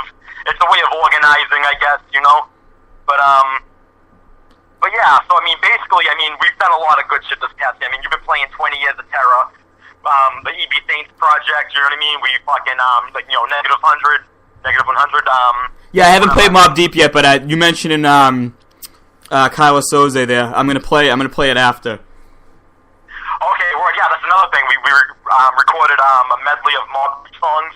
Basically, like Lou Dog over here, Lou Toad, fucking, you know, he laid down he programmed the drum track and laid down the guitar. You know what I mean? And it was basically it's like a cover of like the Shook Ones instrumental, and I spit different verse. I mean, you know, yeah, if you play it, you know, the people will hear it. Just like a little fucking Mobb Deep tribute track, which I had actually been planning on doing for like a while before Prodigy had passed. And like after, you know what I mean, when we lost him, I mean, that was a devastating loss to the fucking hip hop world right there. Like, I mean, the music world in general, and just absolutely. So yeah, so we were like, okay, yeah. I was like, yeah, no, it's definitely time. I mean, we lost Prodigy, we got to fucking lay that track down, and. Yeah, I'm happy with how it came out. That's another thing. So, I mean, 20 Years of Terror. We worked on some, like, good music this year. There were a lot of, like, fucking good times. Fucking Ray coming up, you know, from Cali, you know, to visit. And, yep. like, fucking popping Molly and all that hanging out with the Temple Earth squad. Oh, the Temple Earth squad. Those some real motherfuckers. Shout out to them. Yeah, big shout out to the Temple Earth crew. They know how to party. Yeah. So it looks like, so on my recordings, we got 67 minutes left because they give you, like, only so much time. That'll get us right here to midnight. This will be posted at midnight. So, yeah, I mean, I totally agree, Zerp. As for myself, I think that 2017 obviously had it's a lot there was a lot going on. There's a whole discussion. I think I'm gonna play some more music, and then me and you, if you want to call back, sir, we can get into the whole conversation. I wanted to get into a discussion about apps, not appetizers at like 99 restaurant or something like that. I'm talking about apps and just how they've been around for a while. But for me personally, in 2017, I think of myself, the amount of apps. I'm talking specifically something like Grubhub. Or a fucking Tinder, for Christ's sakes, or like the way that apps have changed our lives, and how a lot of people think, it's easy to go, oh, it's evil, it's this, it's that, but I think that there's a classic fear of technology. There's always been that classic fear of technology. I think apps in general, the whole concept of the app, has changed the world, and I figured that'd be a good little talking point for me and you to go on. Okay. Because certainly apps have changed a lot for my life. They've made a lot of things possible. I mean, it's just it's the internet. Obviously, it's just an extension of that, or a compact version of that. But that being said, Zerp. So we'll be back. We'll hear more from the governor and me after that. But we're gonna play some more music for you guys, and I'm gonna do some reading. I'm gonna read some poems, Zerp. I gotta class it up sometimes. For the ritzy types that listen in, sometimes they like to hear a little bit of the nice stuff, a little bit of the literature. No, I mean, of course. I mean, this is some fucking highbrow fucking shit that we're doing here. It's totally fucking highbrow. we're catering to the fucking upper crust, and I'm not talking about that the pizza spot, motherfucker. Does that even still exist? It's so overrated, so fucking overrated in my opinion. Give me a DeCoupa's pizza, large with sausage and mushroom, any day. I'm sorry, wait. Hell yeah, you know what I mean? Double cheese and sausage. We're catering to the upper crust of society, you know what I mean? Like, yeah. The upper crust, from the lower depths to the upper crust. This is Lou Toad and Governor Zerp coming at you live. Coming at you live. Extreme's kind of a stupid band. They kind of suck, right? I know they're from like Medford or whatever, but Malden, I believe. Malden, whatever. North Shore, fuck that. Same but shit. yeah. Fucking. But you know what? Coming at You Live is a good fucking song. I gotta give him that. That's a good song. Zerb, Google Coming At You Live during the break. That's a good song. But we're gonna play some more songs. Me and Zerb are gonna talk about apps. We're gonna talk more about 2017, 2018, everything you guys have been here to hear. Yeah, Zerb, I am on a roll tonight with this Cab Sauv, bro. This Wicked Wines. But anyway, yeah, so we will be back. Right now I'm going to play the Mobb Deep medley, as you've heard, and expect some more here on the Lou Toad Podcast New Year Special with Governor Zerp. Hell yeah, R.I.P. Prodigy. Goes out, the Bandana P. No doubt indeed. R.I.P.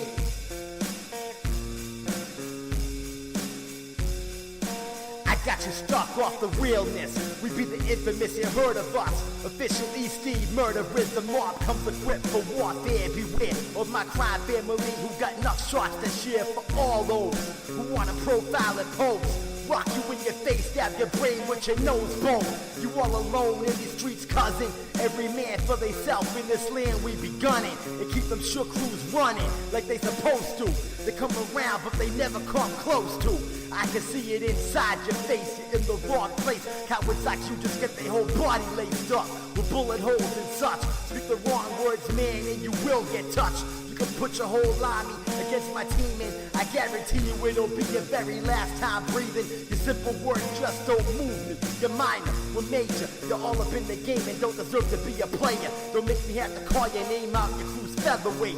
My gunshots will make you levitate. I'm only 19, but my mind is old. When the things get for real, my warm heart turns cold. Another fucking deceased, another story gets told. It ain't nothing really. Doug Stunner sparked the Philly, so I can get my mind off these yuppies and hipsters. Why they down the point, I don't know. Go figure me riling these steep. The realness, the foundation. If I die, I couldn't choose a better location. When the slugs penetrate, feel the burning sensation. Getting closer to God in a tight situation now. Take these words home and think it through. Or the next rhyme I write might be about you. It's the infamous, back in the house once again. Live the life that of diamonds and guns and now gems. Pull gags like a bass head, pull on stems. The mob got the bomb, run out, tell a friend, drop a gem on them. And go 1, 2, 3 to the 4.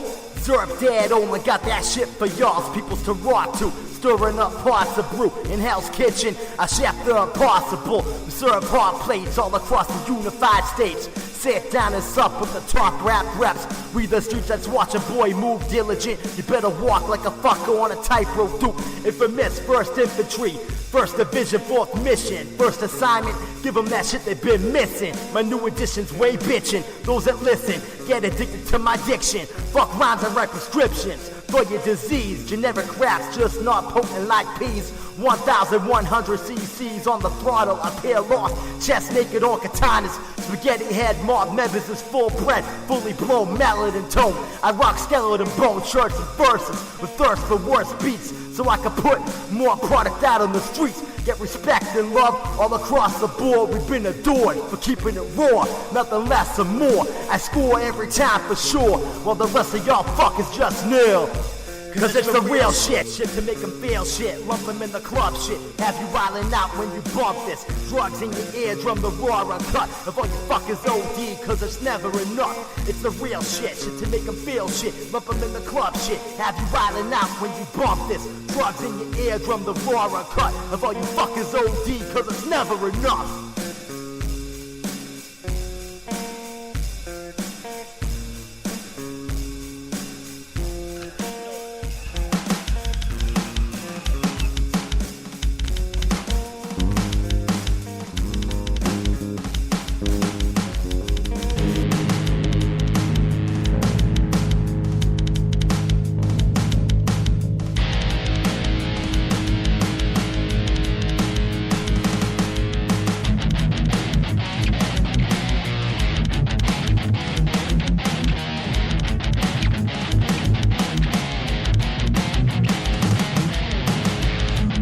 Wizard, make it there first. Shake all his hookahs.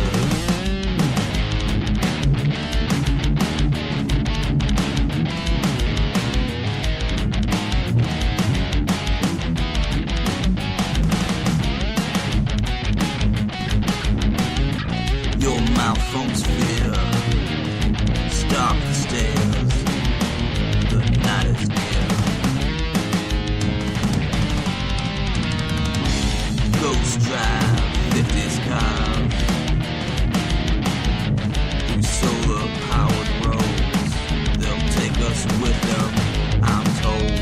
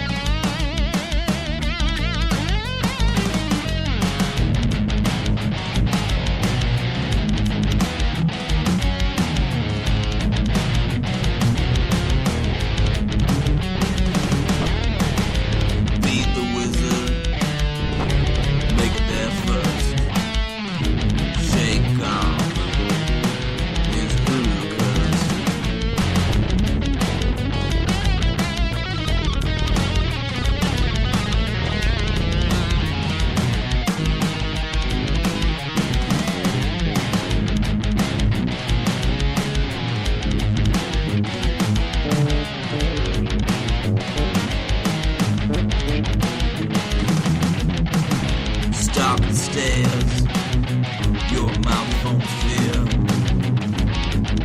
Night is near.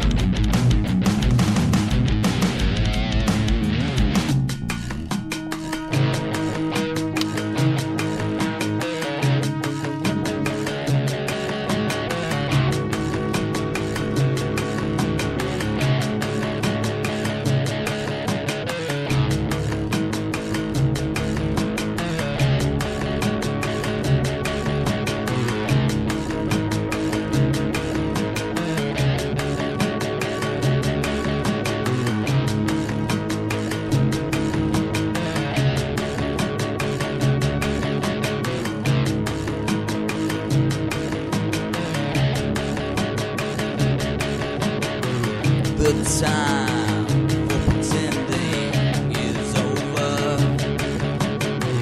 No man left here to heal.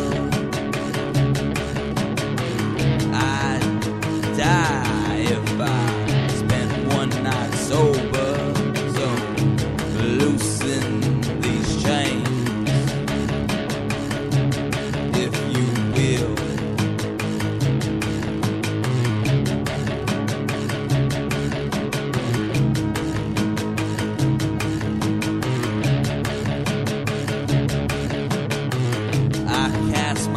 place among the lonely, the famous, the ugly, and the free.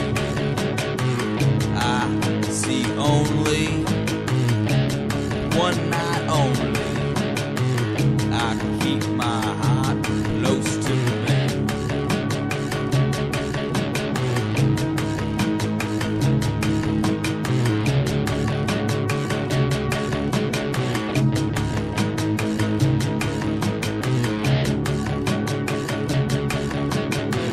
The wizards make sounds like classrooms. The deviants make sounds like streets. To you it all sounds so dreadful, but to me that sound is but just so sweet.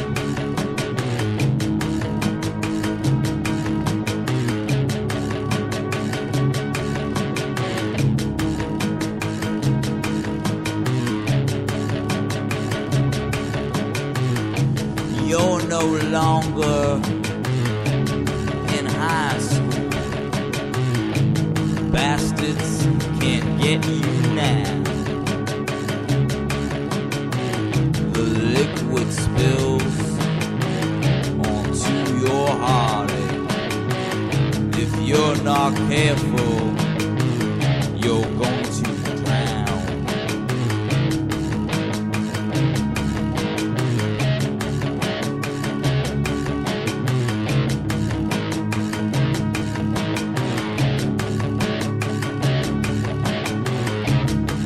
The time for pretending's over.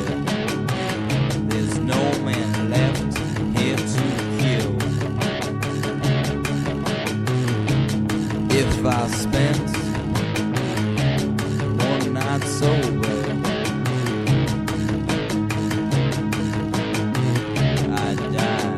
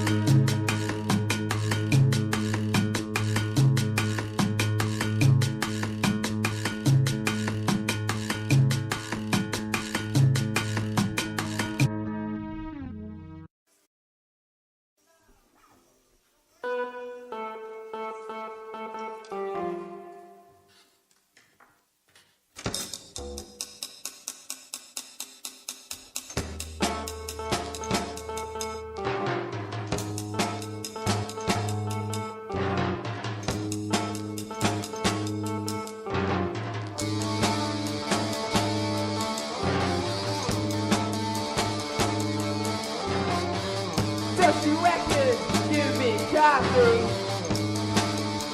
to refuel my insidious dream. Let me yap at the hook and key, a pub, a way to link memory.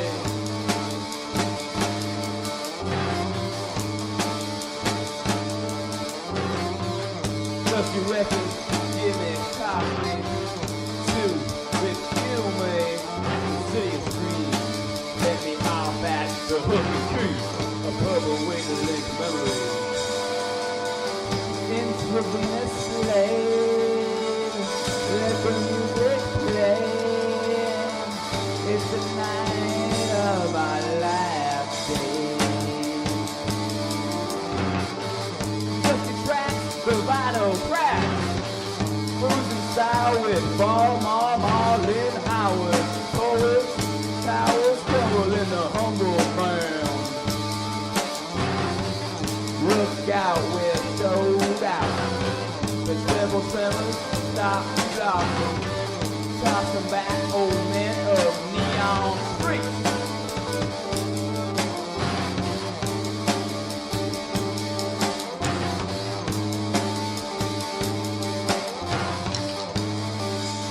the Venus slave. Let the music play. It's the night of our last day. Into Venus slave. Let the music play. It's the night of our last day. What's the track? The vital clash. Frozen sour with Marvin hours. Towers crumble into the humble man. Look out, we're shook out. The triple tremors start to blossom. Toss on back, old man of neon streets.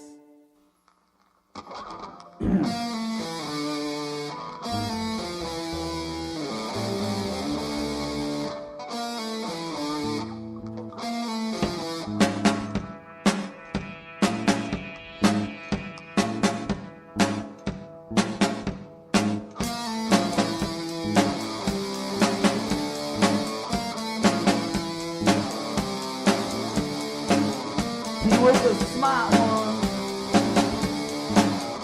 20 paces onto the little sun. Smoking mirrors with his true intentions. He's sprung of reinvention. Slick snake paced himself at his neck. He was a living wreck. Know the business, don't leave a witness. Sell your prospects on instant success. On instant success. Less than, greater than. Make money on a fucked up man. Stick needles into your hand. Results I expected to vary. Your life is over you were meant to carry. And it's no coincidence that all your friends are counting sin. Know the business, don't leave a witness. Sell your prospect on instant success.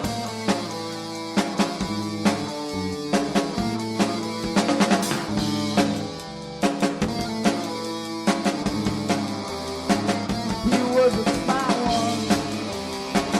20 paces onto the little sun. Broken mirrors, it is true intention. Young but reinvention. Six snakes paced himself at his neck. He was a living wreck.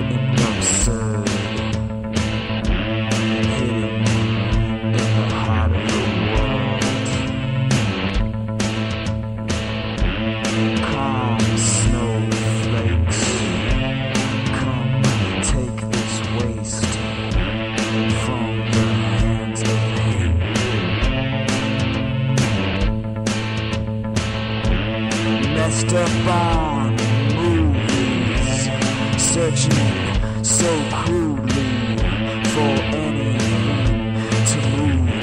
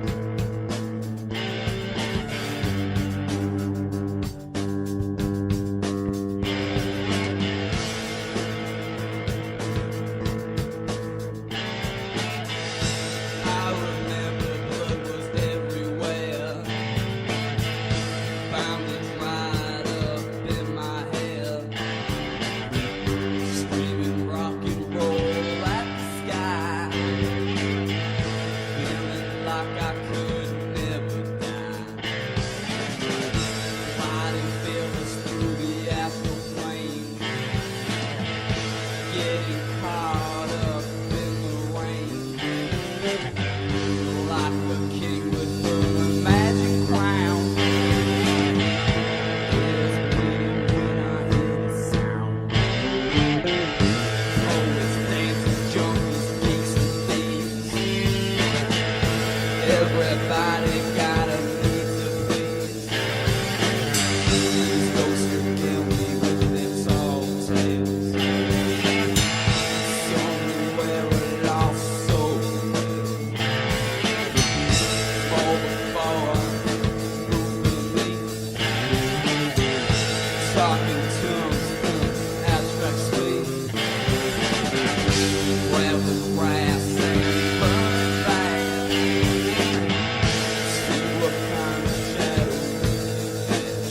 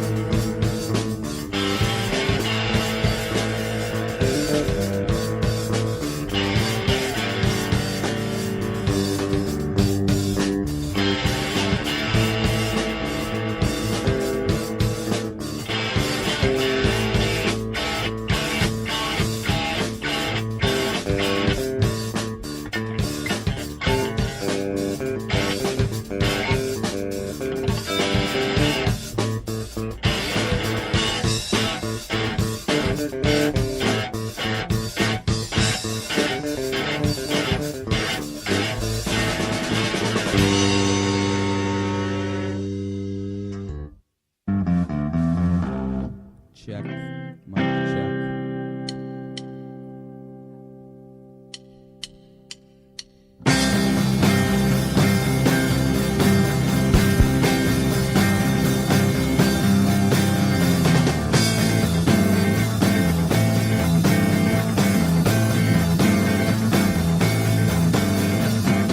Flat broke and listening. I fell from a train on a cloud in the sunset. A lost soul of being. Flat broke and listening. I fell from a train on a cloud in the sunset. A lost soul of being. I was quiet and callous. I was mixed up and free. I was trying not to notice that you didn't notice me.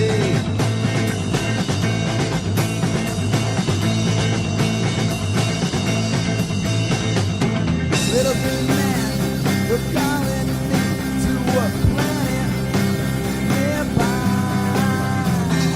I thought I was enlightened, but I was just blind.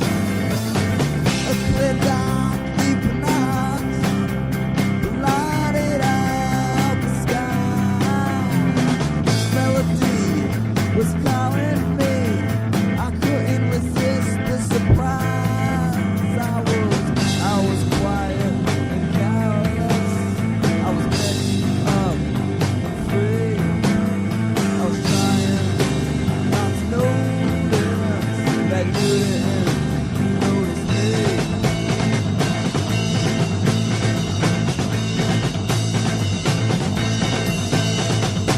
Something passed me in the night, a mystery shadowed inside. I knew I couldn't be the death of the hope that I once had. Shared a thought or two with you when we sat in snow at Pine Knob. Spirit grew, swore I knew. In your eyes I had found God. Then again I was quiet and careless. I was mixed up, I was free. I was trying not to notice that you didn't notice me.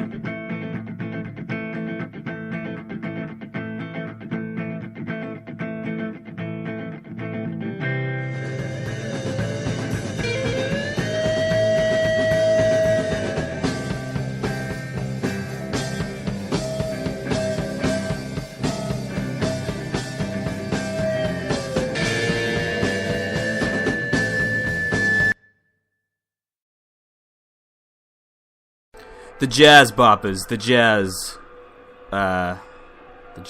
Boppers.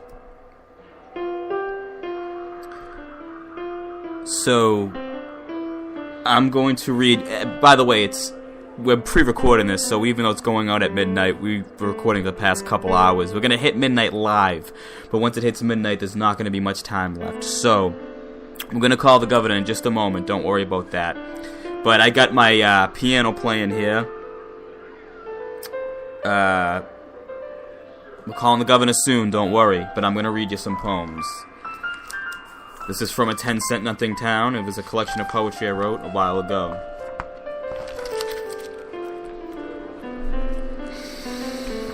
This first poem is called, If I Have One More Dream That I'm Back in High School, I'm Gonna Go Mad.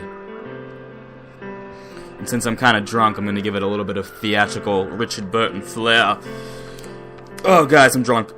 Okay. They investigated him.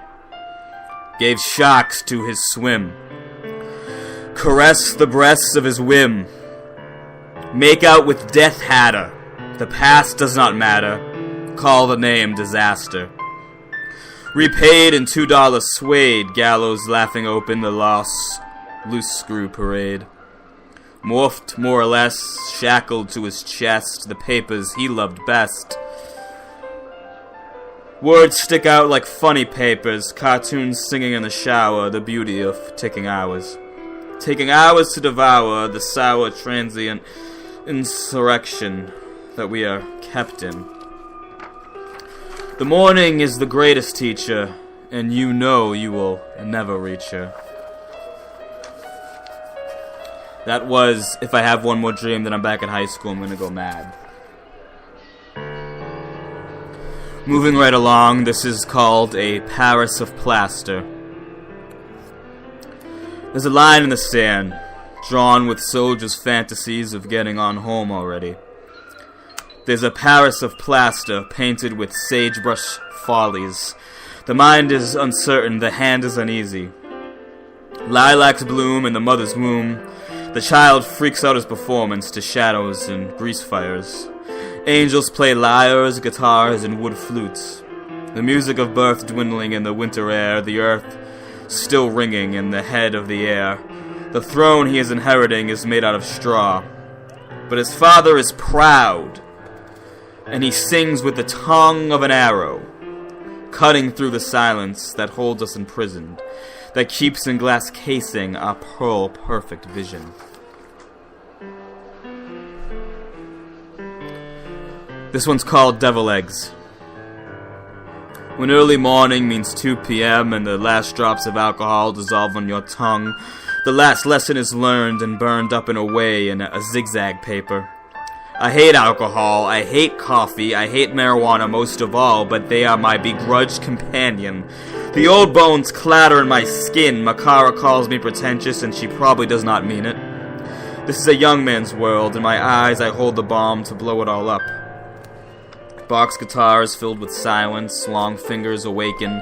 The shadow boys inside, they dance the dance of automatic seduction. This is called Apples in My Eyes. Apples. Approach the subject with inclination and infliction. Jab the ideas with words like knives. The pages pour blood of a poor heart drenched in oil. This mortal coil is broken and bruised. With self-destructive juices we were all born to lose. All the banquet tables are we able to eat the apples in our eyes. Is the subject a nail in the rotten coffin of our teeth? Is it out in the open? Is it hidden beneath? Do we creep inside our sheets? Is the life I lead worth every last penny? Beat the heart. Beat the heart, wake up the engine, soldier on, the weary feeling, slipping ever faster with every sip of tea.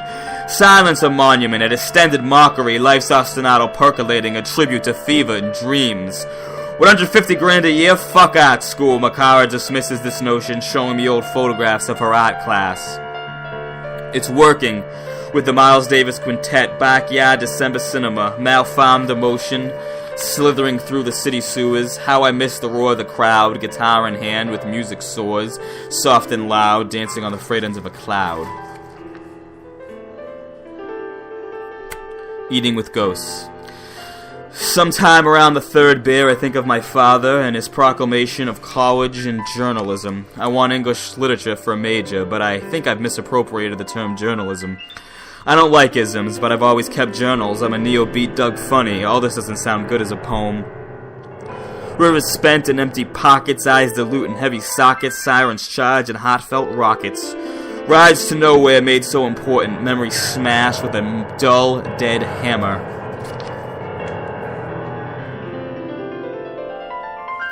Forget the fear.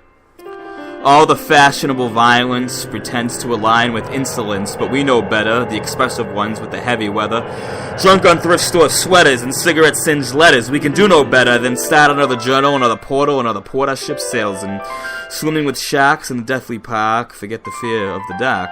Form your own and grief-stricken brones. Strewn at high noon across a blood-fueled moon, talking all night, forgetting to wait for the sunlight. It rises as we fall asleep. This one is called How So. 3 stories high, the pigs ate and shit and had a fit. No one is fit to wear my dead son's sweaters. I forgot his name and I burned all his letters. He was a writer, I a fighter. But the fire was strong, it didn't take long till it took the words before him. I'm too old to box now, just watch the idiot box now, don't listen when my wife talks now.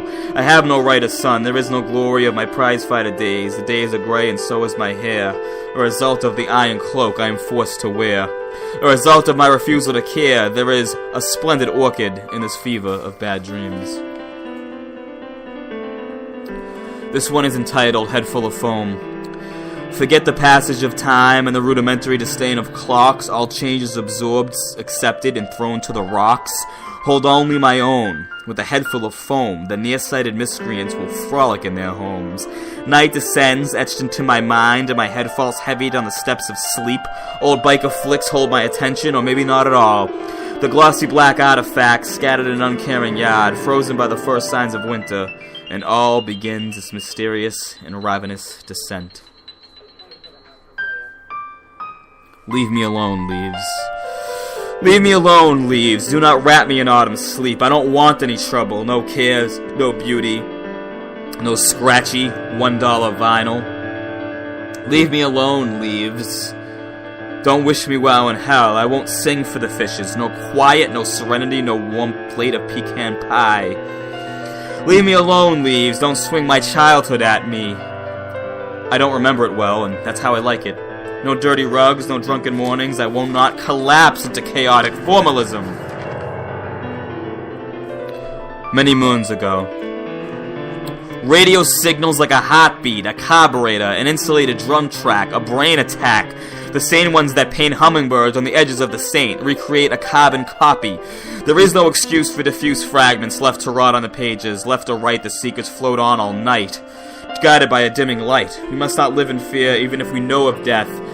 Ocular October owls sing our freezing. So sordid tales are sung on swords. We laugh and strum our simple chords. Let's try that one again, says Ben, with a voice like grainy movies. I light my guitar like a cigarette. 1, 2, 3, 4, and we all forget. Funeral parking. Funeral parking. This is for Captain Beefheart. He had died at the time that I wrote this. I'll always remember first hearing Troutmass Replica. I thought it was awful and noisy, but through long nights of intense listening, I gathered a profound understanding. Moths flock to your dying light. The guitars don't hum or buzz, but navigate an ever-changing pattern. Too tough for jazz, too free for rock. You dismantled the idea of cool and made weird a jacket we can all wear, no matter what type and time of year. A jacket that changes with each creature who doth adorn it. Sing long and holla holy. Kansas Fantasy. Fuck silence, shout your throat exclamations, spit globs of paint at your canvas, ride the bus to Kansas, then step off and look around at the dead end, dried up, nothing 2-cent town. Take a peek at their endless dreary dust weeks, but before you speak, watch paradise unfold out of a cloud, out loud, strong and proud. Taking the form of a tough Kansas man, doing all he can, walking home from work with his hope intact. Make that man a drink, then step back onto the bus, with scrawled on its side, Boston or bust. Watch the rain fall, make little parades of rust on the bus window. There is a keyhole existence with a dogged persistence we can never imagine and they can never consume.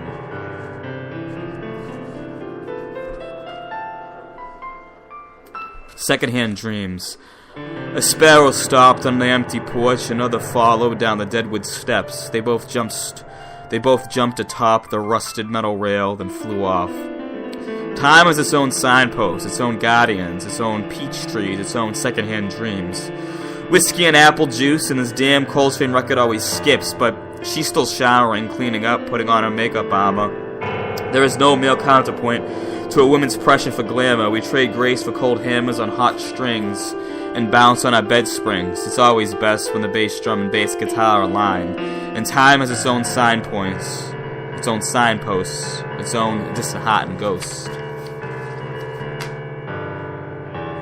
Sad and spinning, the outstretched hands of my beloved and her wounded grace, unthinkable it's 10 a.m. Seasons wither, bedbug bites disappear, the promise of sound in a whole new year. Treat her right, give her love, give it in droves. Send out your love armies to her. Now it is when she needs it most. Perfection unattainable, effervescent, and non-existent. Poetry is a vibe and intuition, much more than an avenue of imagery and description. Sad and spinning on the finger of Father Time, his fingers outstretched in a wounded familiarity.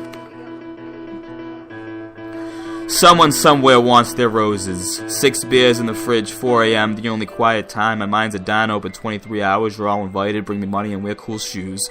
If you're diametrically opposed to a cold scream of dismembered ethics, walk on home, but leave your cities at the door. Revolving evolution. It revolts the frog on my throat. Don't discuss the prose pattern either. This is called Sound Poem. Finished and released, cleansed and blended, distended, flowers growing out of earpots with an earshot, crowds gathering the hours and blinding them with newspapers sold for $1, glass caskets refurbished, noon's closest closet cackle unleashed, the closet notion uncorked, crimes against humanity raped our sanity and wrapped us comfortably in our own vanity. November's end, nothing begins, tried for our sins, tried to the disheveled, levels of past existence, clocks tick, the air makes me sick, rising out of a river of sticks, to round off the class reunion I never graduated. Take me to dinner, fill me with age, pour me a drink, sleep well together, eat well together, love well together, seeing as we're painters and poets. Take me out here, take me out there, I'll take you anywhere, we must learn not to care. This is called The Afternoon, and Kenny Dorham. Give him hell, rip raw chords, heat the room at distortion, feel the fetid scale of potion. Move me on with music, take these notes but don't think about them. Grow tones in your garden bones, tend to wounds of garden gnomes. Sew trumpets on worn-out jackets, make sadness a style, laughing all the while. Beat, bleat, beam, worries a notion I can't seem to find anywhere. Colleagues at college collide with the secret serpent speech I ride, he resides inside my mind. This is called They All Become Philosophers When They're Drunk. I tried to like Rimbaud, in spite of Bukowski's Don't Try, but I do not find him illuminating right now. Kenny Patchen, now there's a poet, direct and beautiful like a boxer of a great dame. Gives you great sex, then caresses your neck, pounds his opponent with fury, and gives his audience grace like a gladiator painter. Give a poet a shovel and watch him try to dig, now there's a good fucking show for you. Give a gravedigger a pen, now there's a better poem. Tolkien is your poison, whiskey is mine. Teach me the ropes, be patient, do not lose hope. Not only explored, but poured over, analyzed forever. Many seek the light that burns in our chests each day and night. Welcome to the sideshow, a bit away from the superstage, but these mongrel performers are more intriguing anyway. Trespassing courage, here we all relax and detach from life with poems, pills, and pipes. Tolkien is your poison, whiskey is mine, and Coltrane is ubiquitous in this fucking house. That train passed away an hour ago, but way to go. Last poem, it's called Water. Washed out, rehashed and flabbergasted, connected by a fantastic tactic, resplendent with sour earth, sad as a dying dog's eyes, true as a 3-year-old's cold. My misgivings are far from me. That's where I like them to be. I'd rather be juvenile than sedentary. Lose your dizzy existence in a river of repentance. Splash the sound around. Now we're calling Zerp.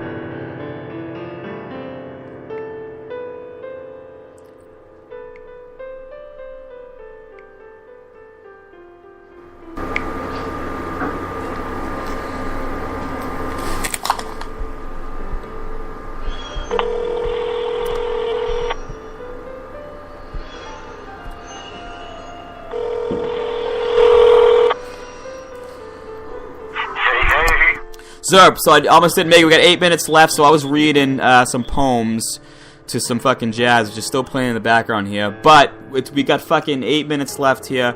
Real quick, I'm going to play the Healing Croak Zoomix radio promo. I just found it. It's like 30 seconds. And then we're going to come back. And when we do come back, we got a few minutes, so I want to spend like 3 or 4 minutes, just like right before midnight, just talking about fucking apps, the modern day world of just fucking Tinder and fucking, Twitter and all this, and we can just kind of go off on that, and then right at midnight, let's just, I don't know, man, we'll just go wild here.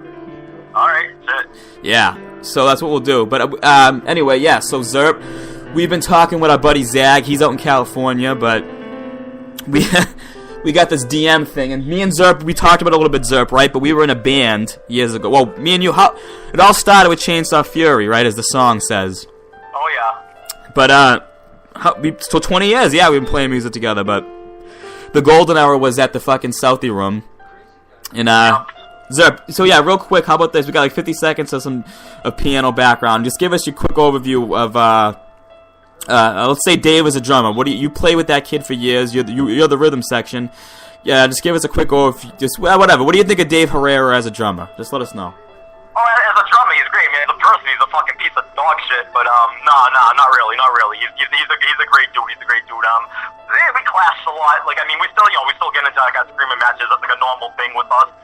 But actually, I'm always the one raging, and like like I'm always the one raging. But like, like a lot of like musically, a lot of clashing, but we played well together. I mean personally, a lot of clashing while playing music over stupid shit. But that's just how it goes. Well, there you go. Yeah, absolutely. So real quick, we'll be back in literally like 40 seconds. This is a little long lost promo for me and Zerb's show. What year was that, Zerb? When did we do the ZoomX radio show? The Healing Croak? That was like 07. 07. Okay, so this is fucking years ago. That's 10 years ago then, right? More. Yeah, I mean, we're creeping up on 11, coming into 2018, Perfect. All right, so we'll be right back. It's almost midnight here, so we're going to be approaching the witching hour. I'm trashed.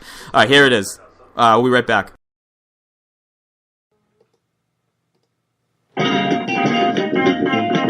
Deep in the swamp of forgotten rock and roll, you'll find me, Lou Toad, on my show, The Healing Croak. I play the best in classic heavy metal, garage rock, 70s punk, and psychedelia. So if you're sick of the mainstream rock radio, catch me on The Healing Croak, Fridays at 6 on ZoomX Radio, 1630 AM, streaming at zoomix.org. Dr. Lou Toad says, music is the best medicine.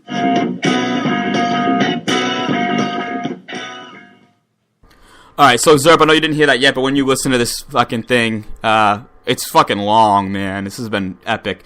But so this is going up at a little bit past midnight, because we got about 18 minutes of recording left. But, me and Zerp, just to let you guys know, it's 5 minutes to midnight. We're gonna fucking ring in the new year together here, doing our live stuff. So, maybe a little lightning round, I don't know. We'll fucking talk a little bit. 17's been a great fucking year for me in a lot of ways. I made a lot of music. I've made a lot of friends. But apps. I want to talk about apps for a couple minutes here. Okay, so for me, Tinder. So, obviously divorced. That's all good and everything. But on Tinder, on various different fucking dating apps, I've met people, credible people, man. Some people, you just hook up with and you just kind of, you make love to them or whatever you want to call it. You get your dick sucked, or or maybe... or maybe that's more like what it is. That's more likely what it is. But honestly, at the same time, I've had this conversation with a lot of people. In the modern era, Tinder's a thing. You meet somebody, but it's just making that initial connection. Maybe you meet a girl and you guys become buddies, and it becomes your wife or your significant other, or an artist that you share passions with. I'm super uncharacteristically optimistic about app life, as I'll call it, and basically saying something like Tinder, you can reverse engineer it. It's maybe it's created to be a hookup app, but you can take those things as just a way to meet someone, in the modern era. And as we become more alienated, maybe there's a way to kind of reverse engineer it to kind of bring the human element back. Yeah, go ahead, sir. Oh, no, you finish. Well, I was going to say, I know you were an early, and I say early proponent of Twitter, and what I mean by that is that you were on it, and that you were on it for a long time, and you said you met a lot of people, and yeah, maybe that's a good place. We got a few minutes to midnight here, but yeah, fucking, tell us a little bit about, you told me about Twitter, this was years ago, about how you loved it, and how, you met people, and I won't steal your thunder. You can tell us about Twitter, because that's an app as well, so. Yeah, even as far as social media, and goes, yeah, blah, blah, blah, blah, blah, what am I on? But yeah, fucking, I just like that holy shit. It's all these fucking, thoughts in my head. Because I used to be, the type of dude that would, go on people's fucking, intercoms. I used to do it at my aunt's house, you know what I mean? Go on a fucking intercom to the front door when I see people walking by and just fucking talk shit and get their reaction, you know what I mean? It's oh shit, now I could, now I have, a platform where it's, acceptable to do that. And as far as, I've connected with, a bunch of cool fucking people, even people that I've never met in person. There are people that I've been following on Twitter for for fucking years, and it's we're this banter, you know what I mean, chit chat, you know what I mean. It's I know some cool people that I've not even friggin' met in person, but you connect with like-minded people when you're on there, Yeah, and you share, like, common interests, like maybe the guy down the fucking road. And that was always my thing, too, was that, like, you get on these apps, right, and it's like, you basically put in, this is who I am, this is what I'm into. Maybe you meet a guy or a girl a town over that's into the same shit. I mean, back in the day, it's like you dated somebody, you met somebody because they went to the same fucking high school as you or whatever it was, which is ridiculous, you know? I mean, I feel like, I think it's a great thing. I think it's a wonderful thing. Yeah, I've also, I mean, and in the past, I've utilized, like, dating apps and such, you know what I mean? Like, pretty much, like, all, you know what I mean? It's like, and, like, you know, like you were saying, you know, you could get some fucking punani, or you could just, like, freaking meet someone that you're actually cool with. And I've actually, you know, like, I've met some folks for that, you know what I mean? Yeah, same here. You know that. So it's great, and you know, and you can push your art forward. And Zerp, we're coming up on fucking midnight here, so I don't know, man. I don't have anything planned, but I'm watching New Year's Evil. It's a crazy fucking movie. Zerp, you're taking a little sabbatical from drinking. I've got the wine here, but I'm not gonna go too crazy. 2017, last minute of it, man. Wrap it up. What do you think? 2017 in a nutshell? Yay or nay? Both. I mean, really both. I mean, because like I said, just personally, I've had like just a lot. I've dealt with a lot of fucking shit, but there were also a lot of good times mixed in. So it was like a mixed bag. Like the good shit was really good, but the bad shit was terrible. And it's midnight. We hit midnight. That's it. That was the last thing. That was the last thing you said in 17 on the fucking air. And 2018 is here. So Zerp, let's make it. And I'll say overall, I'm gonna say yay on 2017. There were some challenges, but you know what? You fucking, as Bukowski said, what matters most is how well you walk through the fire. Okay, yo, we're going to say word to Zag on that. Yeah, word to Zag. You know what? Fuck Zag, actually. Fuck that piece of shit. Yeah, Zag, I mean, he's a schmecklehead, but we love him. Just like that other one, that Herrera face. Oh, you know what I mean? He's a fucking... Yeah, he's a fucking asshole. He can suck a fuck, yeah. But you gotta love him. You gotta love him. You can't help it. You know, he's pushed me forward in my art and my life. Yeah. There's a heart buried in all that dog shit, man. There's a big heart buried under all that fucking dog shit. I mean, you can say what you want about Dave, but imagine saying your three best friends were Lou Toad, Ray Zag, and Anthony Zerpolo, Mike Zip. I mean, that's fucking tough, man. Yeah. He does not get any slack. Honestly, he's the level-headed fucking, Yeah, he's the professor. He's the professor on fucking Gilligan's Island. Yeah, I mean, he's a very grounded dude, and he's just surrounded by fucking us weirdo fucking nuts, and, you know, it's like, I'm sure we fucking drove him to a lot of his fucking, we've been driving him crazy forever, too, you know? We've been driving him nuts. It's freezing out. Anyway, Zerp, I'm going to end off with... I'm going to play Trustman Terrace / Green Haze. I know that's a favorite track of yours.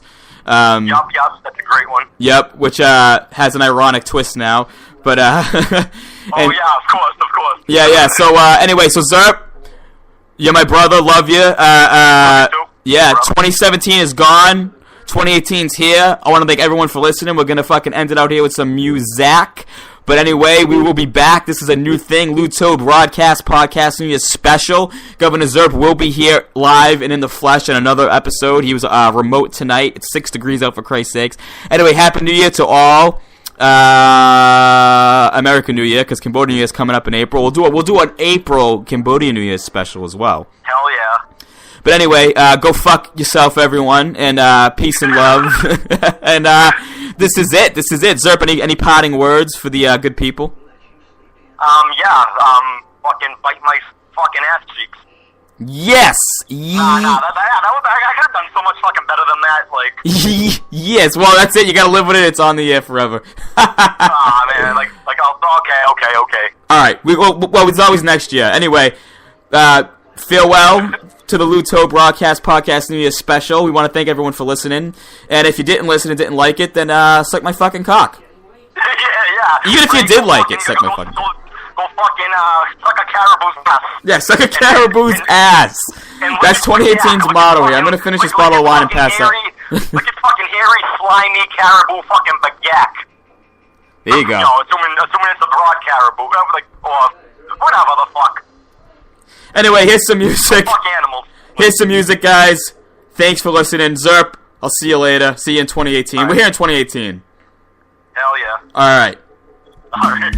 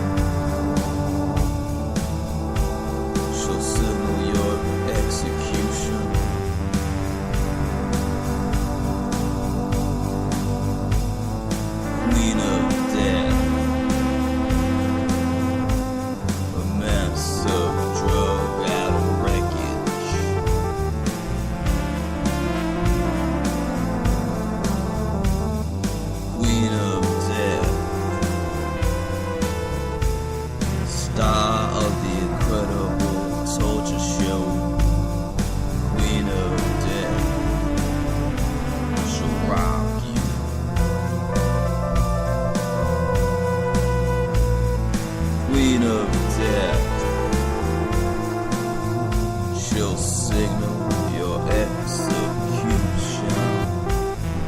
Queen of death, a mess of drug alley wreckage. Queen of death, star of the incredible torture show. Queen of death, she'll rob you.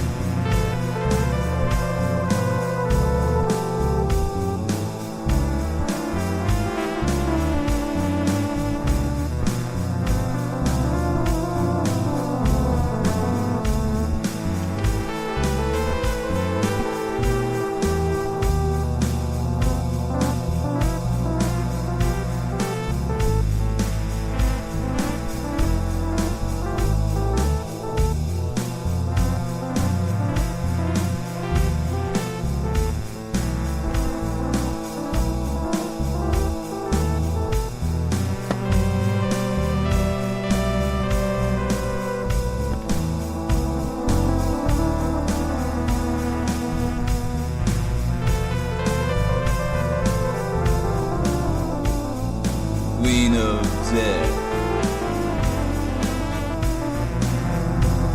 she'll signal your execution. Queen of death, a mess of drug and wreckage. Queen of death, star of the incredible soldier show. Queen of death, she'll rob you.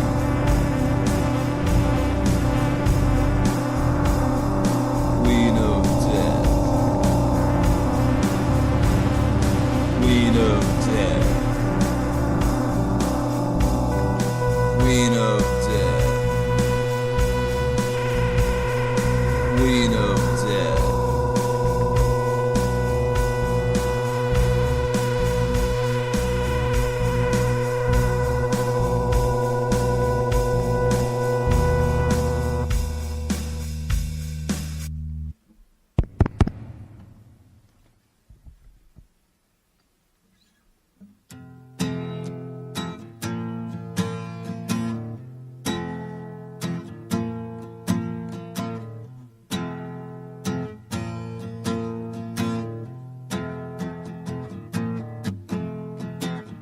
Rock and roll has had its day, only its cold night awaits.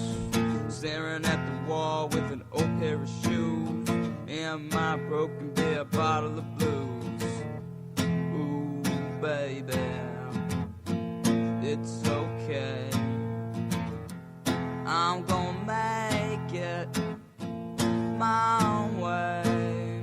Rock and roll has had its day, only its cold night awaits. Staring at the wall with an old pair of shoes and my broken beer bottle of blues. Did you hear anything I said? Found my feet but lost my head. Deep in memories I gotta lose. All I got's a broken beer bottle of blues. Oh, it's okay. I'm gonna make it my own way. Rock and roll has had its day, only its cold night awaits. Staring at the wall with an old pair of shoes and my broke beer bottle of blues. Did you hear anything I said? Found my feet but lost my head. Deep in memories I gotta lose. I got the broken beer bottle of blues. Oh, it's okay. I'm gonna make it my own way. Did you hear anything I said? I lost my feet but found my head. Deep in memories I gotta lose. I got this broken beer bottle of blues. Bottle of blues. Bottle of blues. I gotta lose this bottle of blues.